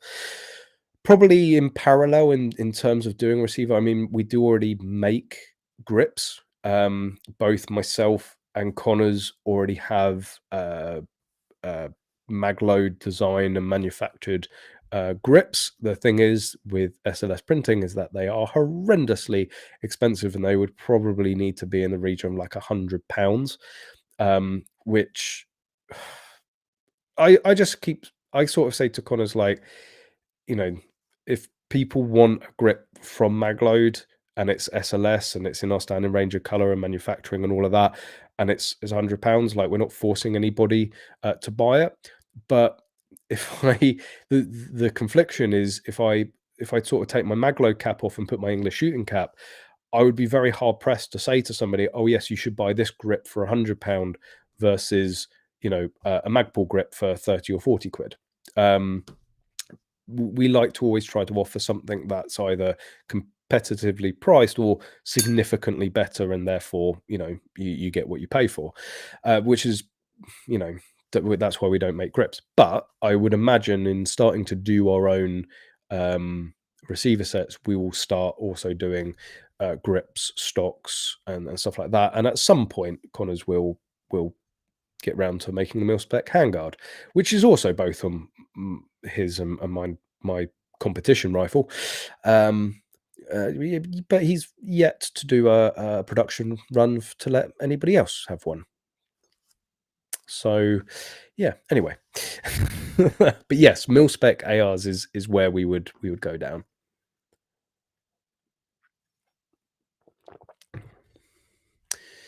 Oh, that's an interesting email.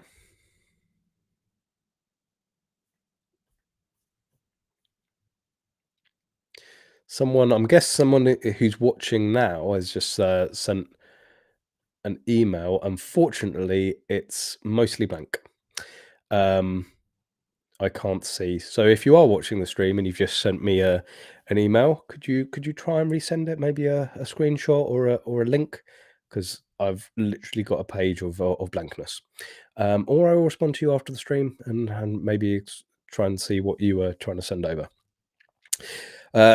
Callum has sent you a letter yet. It's close to Christmas and he needs all his little elf helpers to the toy production. Yes.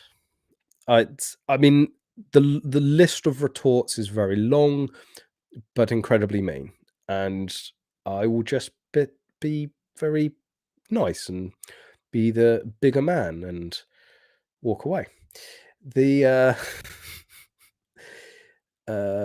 no simple snake. Is there a way to legally shoot an obsolete caliber rifle?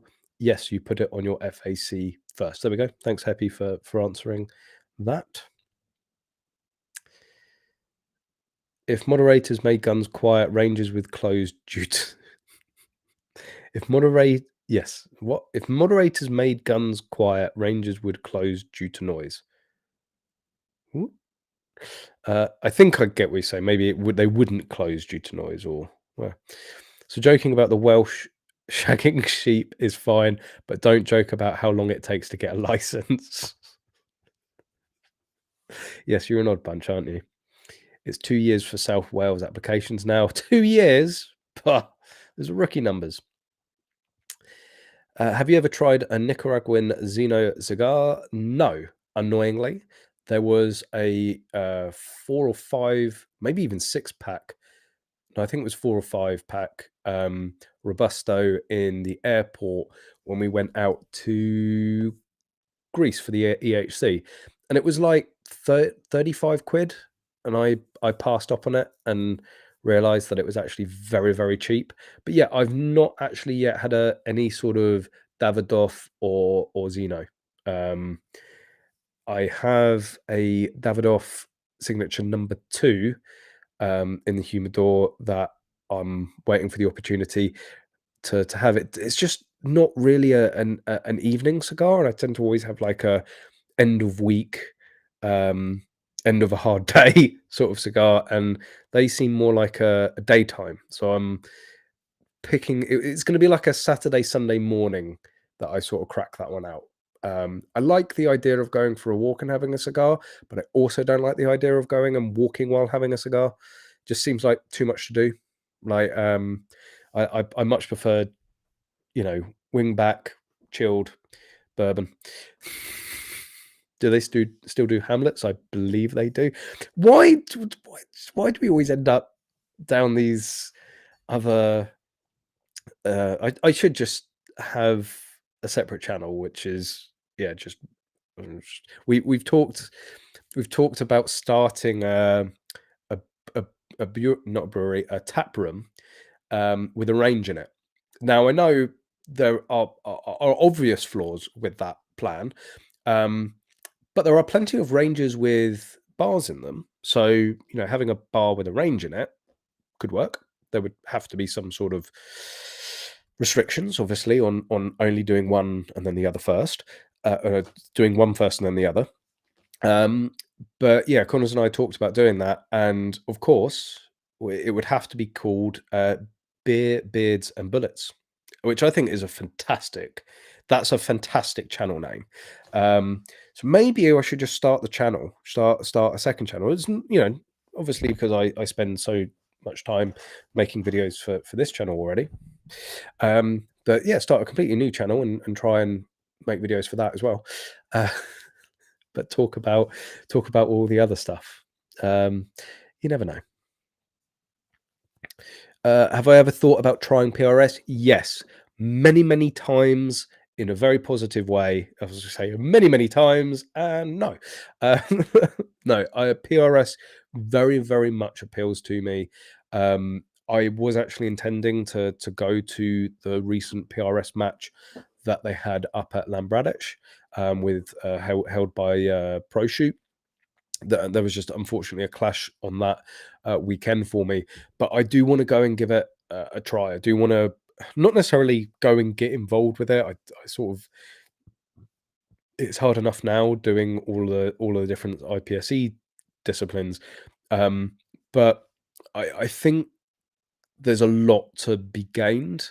I'm always coming at everything from an IPSC stance, and I tend to try and gear whatever shooting I'm doing, if it's not specifically IPSC or training for IPSC or competing in IPSC, I try to make sure that what I'm doing is, there's a crossover. There's I'm gaining some, I'm brushing up some sort of skill or gaining a skill that's going to help me in IPSC, and I see a lot of crossover with PRS, and a lot of advantages to doing it that would help my competitive shooting elsewhere. Purchased the Cohibas back in 2014. I think they were roughly £7 each, although, as Dan said, they could have been in a very basic cedar box, so have probably dried to hell by now. Yeah, you need to keep the cigars in the humidors. If genuinely, if you want to see if they can be revived or if they're any good, and I don't mean, yes, come down, give them to me, and I will just smoke them.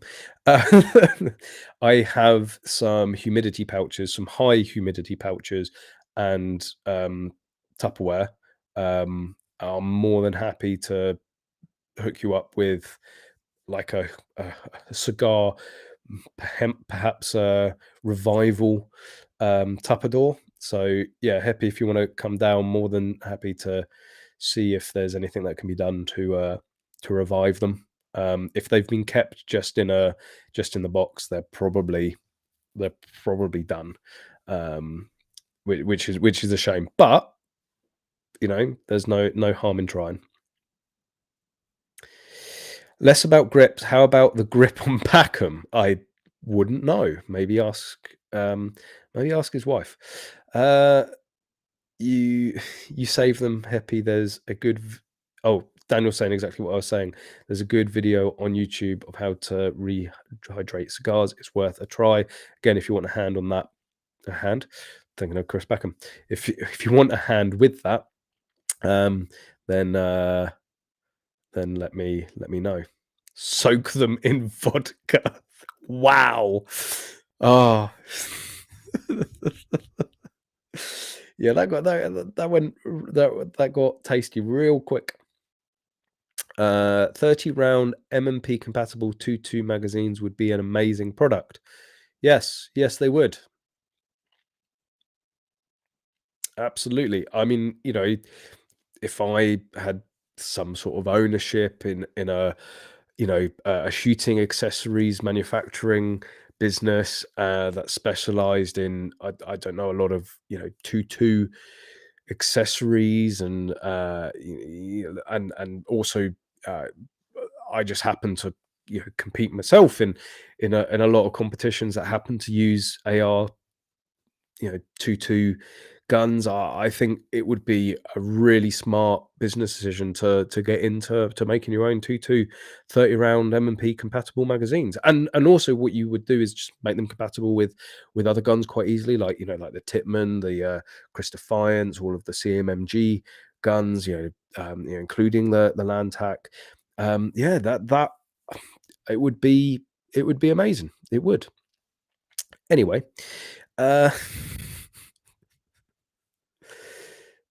Oh, Quickie 1984. Sorry, Callum, we'll try and we'll try and resend it. No worries. Yeah, it's just literally it's just not coming through on my email. Just try and send me the link, or a screenshot. I think it's the forwarding that is that's broken it. Josh Adams, recently had my first shotgun certificate approved. Very happy. That's awesome. And only took a couple of months. Daniel, wait, you didn't try? You didn't? I give you a Davidoff to try? Yes, you did. It was the I want to say like Yamaha, but it's something close to that. Yes, and as I said, I haven't yet tried any of your cigars that you very kindly gave me. I'm waiting for the right opportunity. I tend to only have one cigar a week, and I bought like 50 out in Greece. So do the maths on that. You need to come down. I need more excuse to sit down and have them. So, but I've got them in the Tupperware at work, and I've got them at the humidor here. I am primed. Whenever the opportunity arises, I will try them. But yes, I will. I'm actually really looking forward to it because I believe it's a Nicaraguan. It's very dark wrapper as well, and I tend to like those. Oh, the poll. Yes, I need to do the poll. I can't I can't remember what the poll was going to be about now. That was like 2 live streams ago. Yes, you need to remind me. I need reminding. If you send it in email, it will get done. I've even started saying that to Holly now, which doesn't go down particularly well. PRS is one of the fastest growing disciplines. Yes, well aware. It's come on leaps and bounds. It's getting a lot of attention. I did. Why are you doing that? Oh yeah, because I'm going to stop sharing. There we go. Big. I did feel a little jilted when I think it was Basque. That called PRS the Formula One of shooting sports. And I'm like, okay, yes. If IPSC didn't exist, yeah, like PRS, I think would be the closest thing to Formula One, closest comparison. But I'm sorry, IPSC is the Formula One of shooting sports. I am not having it any other way. First of all, PRS is done on a time limit. Correct me if I'm wrong, because I haven't actually gone out and done it and know a huge amount about it. But from what I understand, it's done on a time limit, not based on the quickest time. Please correct me if I'm wrong. IPSC is done on the quickest time with points. It's points per second, but there is a massive time element in IPSC plus points. You have points and time. Okay, literally, in some ways, F1 simpler. It's first you crosses the line, but IPSC is actually racing. You are racing each other. It's you're basically trying to do a qualifying lap on every stage that you do. Like, it's racing, right? You're doing it 2 o'clock, not you've just got to get the highest points within this, maximum time. So yeah, I took a little bit of offense, and the rule book on IPSC is much closer to the size of the rule book that you will get for Formula One. Peckham and Hounded sounds like a good name for a pub.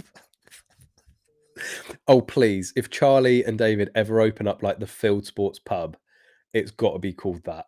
100%. Back to guns.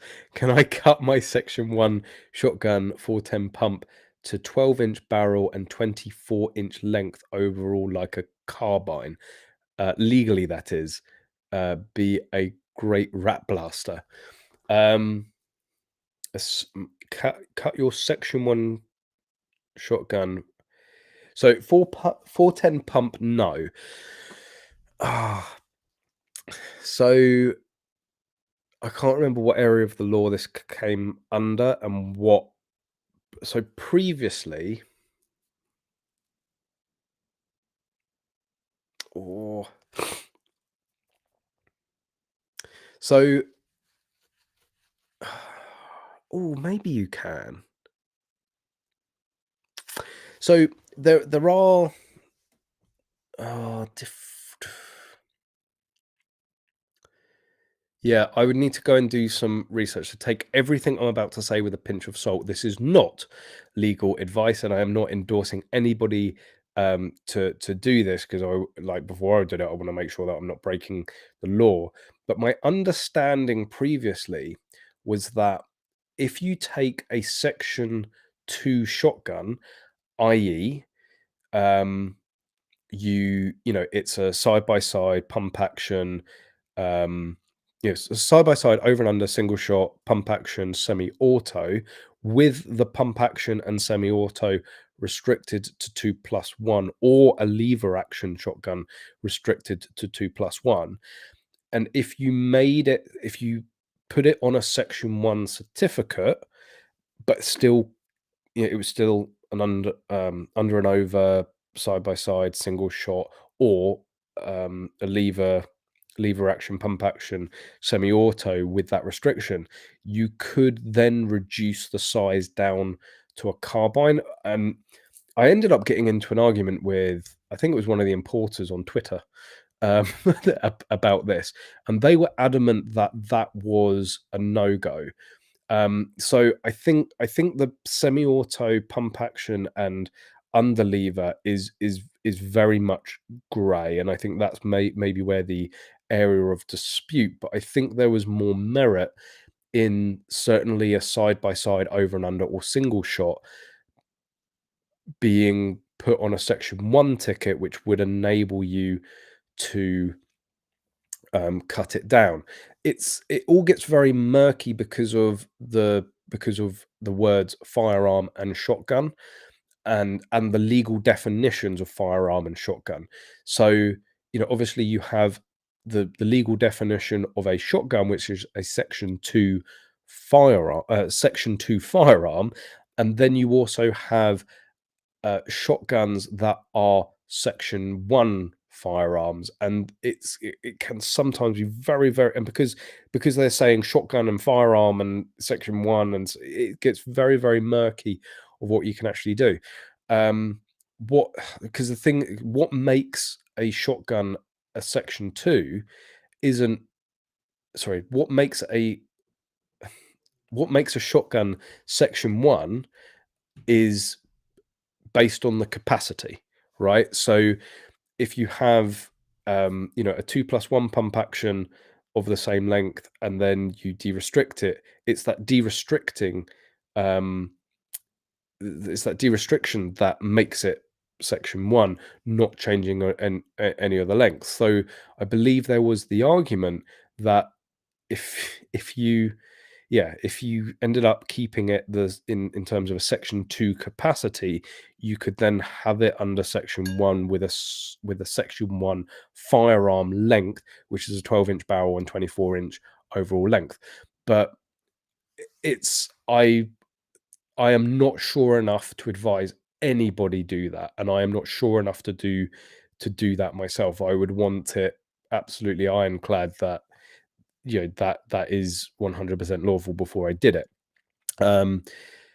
Yes. Um, so Happy, pretty sure the only shotgun that can be less than 24-inch barrel is a lever action. Again, I I I don't know. I've not heard of it being limited to lever action. It's all a very weird one, but yeah, I mean, yeah, I suppose you could argue spirit of the law with a judge. The thing is that we do specify a shotgun being a smooth bore gun. So, but you could argue that it's a rifle. Like it's yeah. This shotgun identifies as a rifle. There you go, Your Honor. It can have 12-inch barrels and it's it's all ridiculous in at the end of the day. You know, why does it matter if you know, you can have a 308 with a 24-inch overall length and a 12-inch barrel, but you can't have a 12 gauge, you know, pump action with a 4-shot magazine in it. Like what you know, what are we really achieving there? So yeah, I don't know. There are a few people that I could definitely ask that would know the answer to that. I wonder if it was actually written in the section 1 shotgun. I'm just gonna you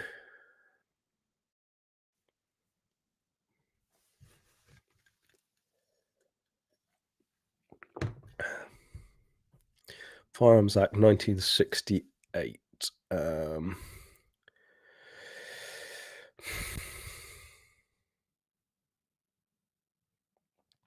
Requirement of a firearm certificate. This section applies to every firearm except a shotgun within the meaning of this act.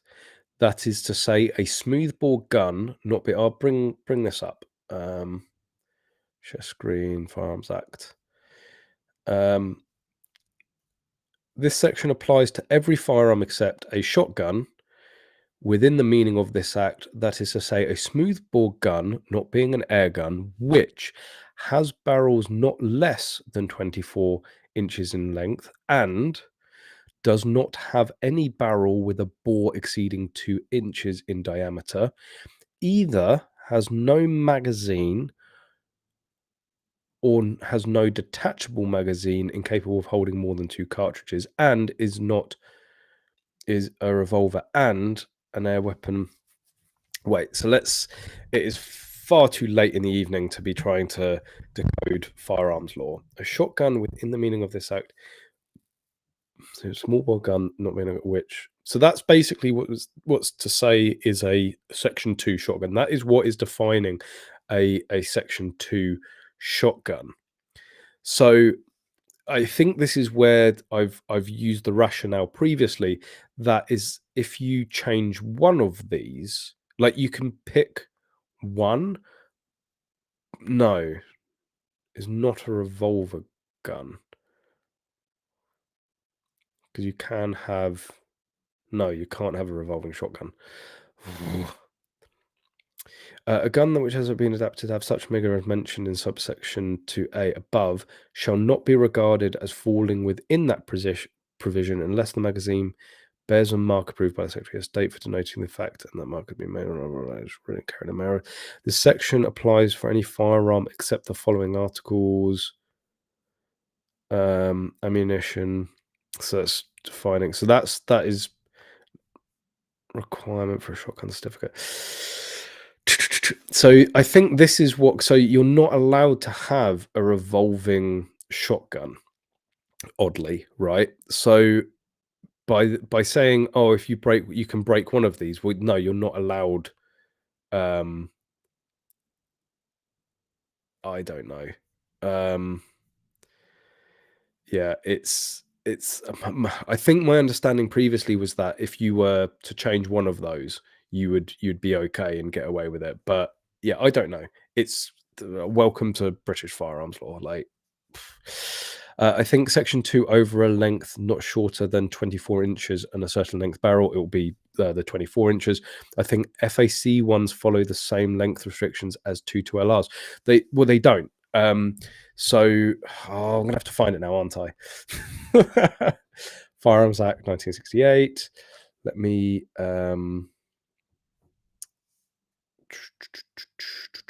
Firearms Act.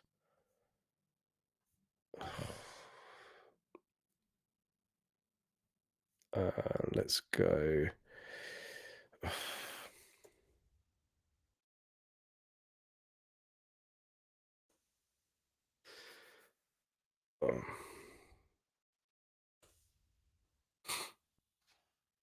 Let me just have a firearms.gov firearms firearms licensing law. No, I want legislation.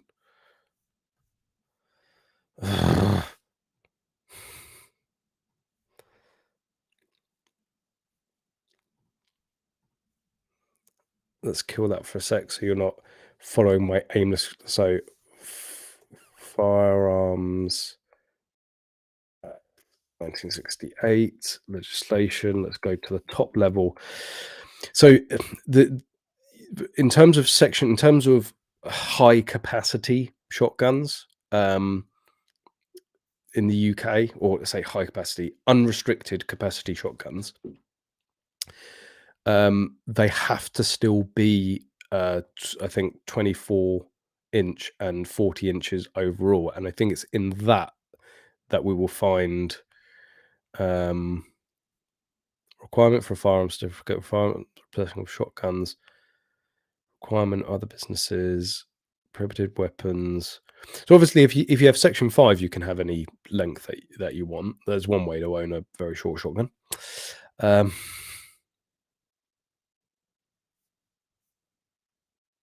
Register firearm shotgun application, special provisions. I want definitions.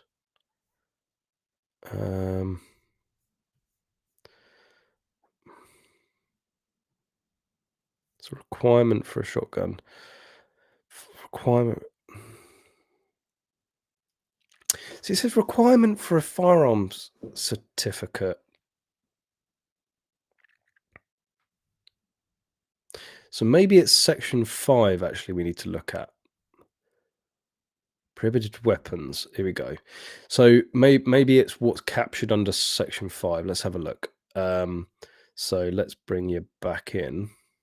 See if we can pick through this. It would be great to try and get some sort of an answer.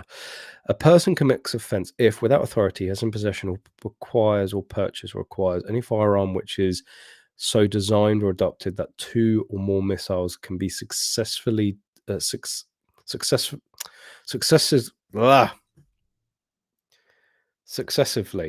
discharged without repeated pressure on the trigger, any self-loading or pump action rifle gun other than one that is chambered for 2-2 rimfire, any firearm which either has a barrel less than 30 centimeters or is less than 60 centimeters in length overall, other than an air weapon, a muzzle loading gun, or a firearm designed as a signaling apparatus, any self-loading or pump action smoothbore gun which is not an air weapon or chambered for 2-2 rimfire cartridge and either has a barrel less than 20 inches or is less than 40 inches overall. So there we go. That is, let's just try and depict that a little bit. So any self-loading or pump action smoothbore gun which has, so there we go. That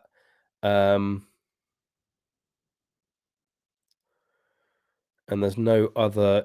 That, I believe, is, so the previous one, this is why it just gets so it gets so mind bending, right? So you've got this is my interpretation of it, right? So a firearm certificate covers every applies to every firearm except these. Oh, that's 3. Right, so it applies to every firearm except those for which air weapons you don't need a certificate, and shotguns you can get a shotgun certificate. And then when we come back to Section 5, this is like another layer, which is like, yes, whilst every firearm is under a firearm certificate, it is an offence in sort of on top. It's an offence on top. So these guns are sort of taken out of it, and you need Section 5 authority. So yeah, I think that is it. So it's Section 5 1AC of the Firearms Act 1968 that says, by that definition, my understanding is that a semi-auto or a self-loading or pump action shotgun with barrels less than 24 inches or overall length of 40 inches would be section 5, but a single shot, a an underlever, a side by side, or a over and under would fall under section 1, a firearm certificate, still, if it had 12-inch barrels and 24 inches overall. That is the dance that I think I have done previously. I know there are people out there that disagree with that interpretation. Probably the Home Office, probably the police, and some other members of the shooting community as well. But that has always been my belief. Basically a non self-loading, non-pump action shotgun can be under section 1 with 12-inch and 24-inch 12-inch barrels and 24-inch overall. So in answer to your original question, no, I don't think you can cut down your 410 pump action and it still be legal. There we go. Some actual facts. I'll put my angle grinder away then. Yes, unless you are applying for section 5. I think section 2 is overall length not shorter than 40 inches and a certain length, but that I already did. Daniel, it's weird, but hearing Callum's voice every Thursday night is how I know it's bedtime. I've been a mod for too long. Thank you. Tom Thumb, read section 5, that covers the length. I managed to work that out in my eventually. Who finally wants to see Callum in 1080p? I mean, it's 1080p on my screen. I mean, I'm loving life. IC 24 barrel 40-inch overall applies to section 1. It does, but well, technically the 24-inch barrel and 40 inch overall actually only applies to section 2. And technically there's no application of the 24-inch barrel and 40 inches on there's no application under section 1. It's either like it's section 1 unless it's section 2 or section 5, and it's under section 2 and section 5 that uses the 40 inches overall length and 24-inch barrel. So by that logic, yes, you, as long as it's not section 5, and well, we're talking about section 1 here, not section 2, so you're not interested in that. So as long as you don't make it section 5, which you're fine. Over unders, you can't have 12-inch barrels as they are technically self-loading. You can have 2 shots without having to reload. No, that's not. I wouldn't call that the.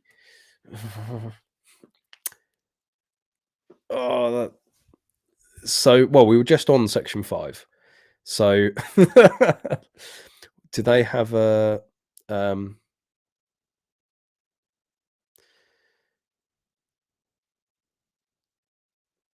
Yeah, it just says self-loading, and it's not self-loading. And over and under or side by side would not be considered legally as self-loading. They are not self-loading.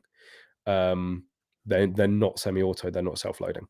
Like I can't, unless you had a loader that came with the gun. They're not self-loading. By that logic, cereal is a soup. Oh wow. No. Can I shoot rifles without a firearm certificate? Yes. No, sorry. The reason sawn-offs are section 5 is because they don't conform to the 24 inches overall. It doesn't seem, when you think about it, like you think, oh, a shotgun. How could a shotgun ever not have 12-inch barrels or 24 inches overall length? 24 inches is still pretty long, right? Yeah, there you go. There's another meme, right?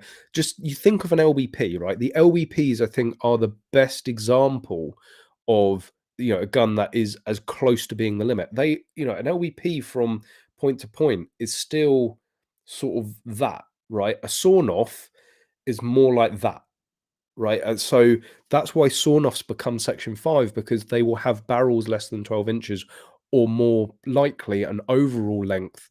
Because if you think the barrels go right to the back of the action and it's just a very small handle. So you have 12-inch barrels on a sawn-off and just one, a broom handle, that's never going to make the 24 inches overall length.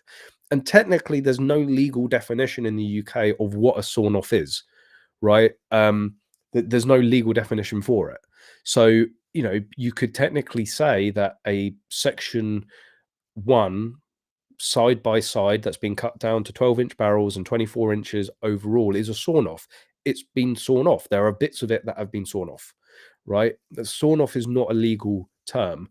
What it would be classified as is, it's a Section 5 prohibited weapon. That would be the legal definition of it. Honestly, the only shotgun you can have on Section 1 under 24 inches is a lever action. But why are you arguing? I've just literally showed the act. I've literally just shown the act. I'll show it again. I don't know how this is open to interpretation. Well, it's firearms law. Of course it's open for interpretation. Any self-loading or pump action smoothbore gun which is not chambered for 2.2 rim fire cartridges and either has barrels less than 24 inches in length. Self-loading or pump action, I'm sorry, like a side by side or over and under is not self-loading by any stretch of the imagination, by any. If people, because then you could say a multi-shot, not multi-shot, but a side by side, yeah, you can have side by side rifles. They're not. There we go. Got you, you little hippie. A side by side rifle is not considered a self loader. So a Section 1, 308, or it's probably not going to be in a 308. It's going to be in some sort of, weird obscure hunting caliber. But you know what I mean. Like you have side by side hunting rifles. Those are not Section 5. They are not considered self-loading. So by that, a side by side or over and under shotgun is not going to be considered self-loading. Therefore, you can have, but a 12-inch barreled over and under with a 24-inch overall length does not conform to Section 2, but all firearms are covered under Section 1 unless they are prohibited by Section 5. And the only prohibition that Section 5 has regarding shotguns is if they are self-loading or pump action with less than 24 inches or 40 inches, or they happen to be full auto. I think that's pretty clear. Where are you getting the underlever from? A side by side or an underlever is not self-loading by any stretch of the imagination. But this is a prime example of why it would be nice, without some sort of sinister hidden agenda, to have our firearms law rewritten, because it is an actual minefield.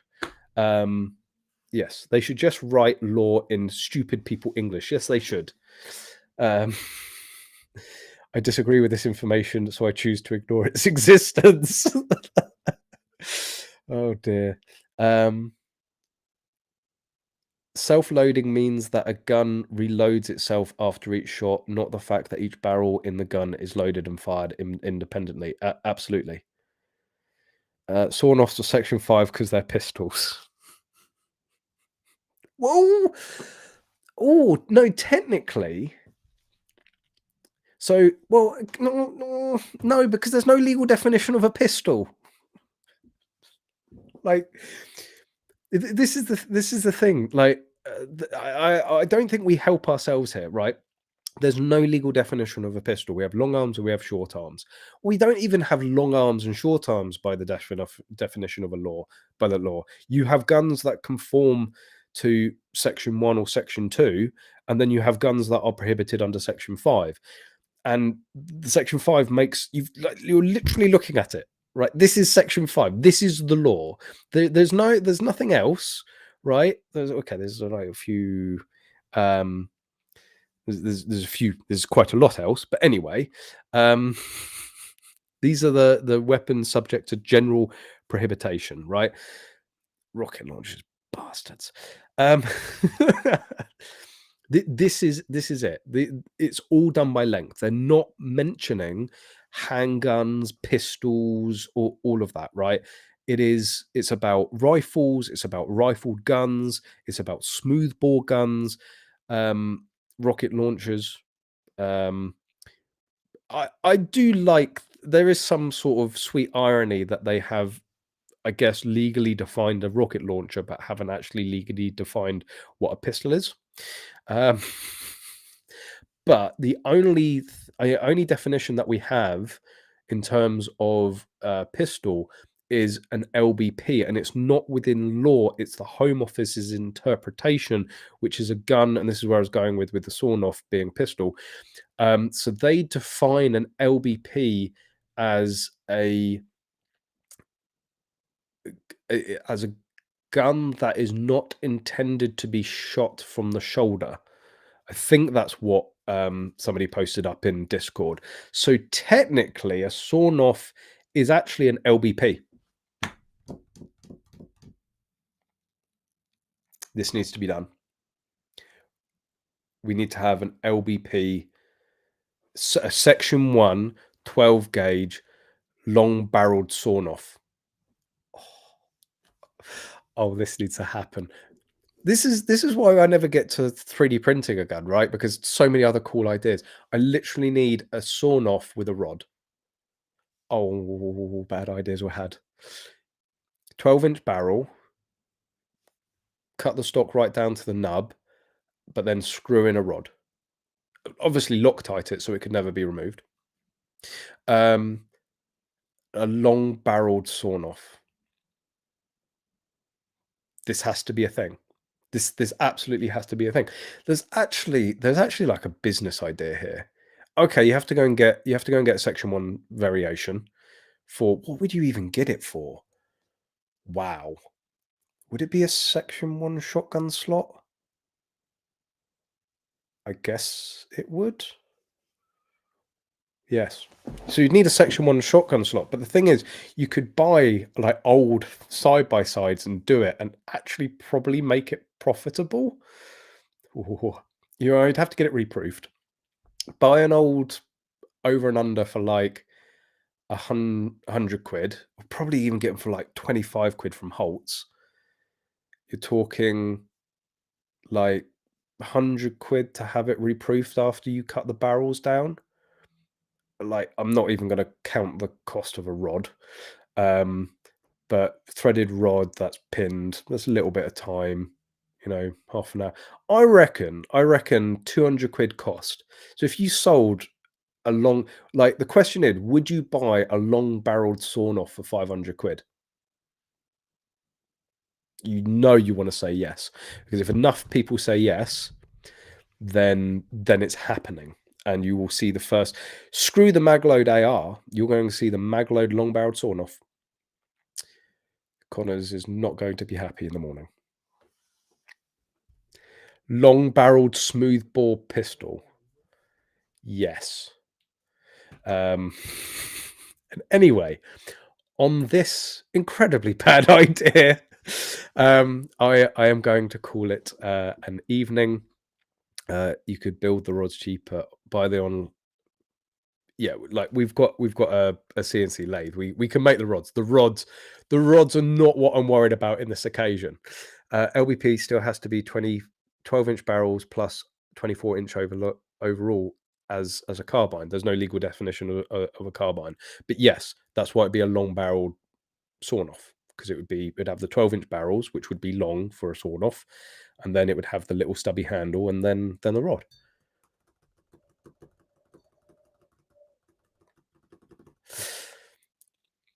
Very minimal investment. Definitely going to give somebody in the home office an aneurysm, and there's potentially profit in it. So it's win-win for me. Yes, and again, on that note, guys, I am going to call it there for a night. You can make the rods out of older radio. No, stop it! No, stop it! Yes, I am going to call it there. Make sure you hit the like button. Make sure you're subscribed, because if I end up doing that, it's gonna be worth subscribing for. Subscribe for the long barreled sawn off. So yes, thanks everyone for joining. I hope you've enjoyed the stream tonight. We'll be back same place, same time next weekend, next week, even next Thursday. Hopefully there's more to talk about, because otherwise I will have even more bad ideas. This is what happens when there's no news. We end up going down deep dark alleyways of the Firearms Act, and yeah, coming up with some very bad ideas. But there we go. You know, there's only one way to find out. But have a fantastic shooting field week ahead. Stay safe, get lots of shooting in, and of course, guys, as always, I hope to see you soon.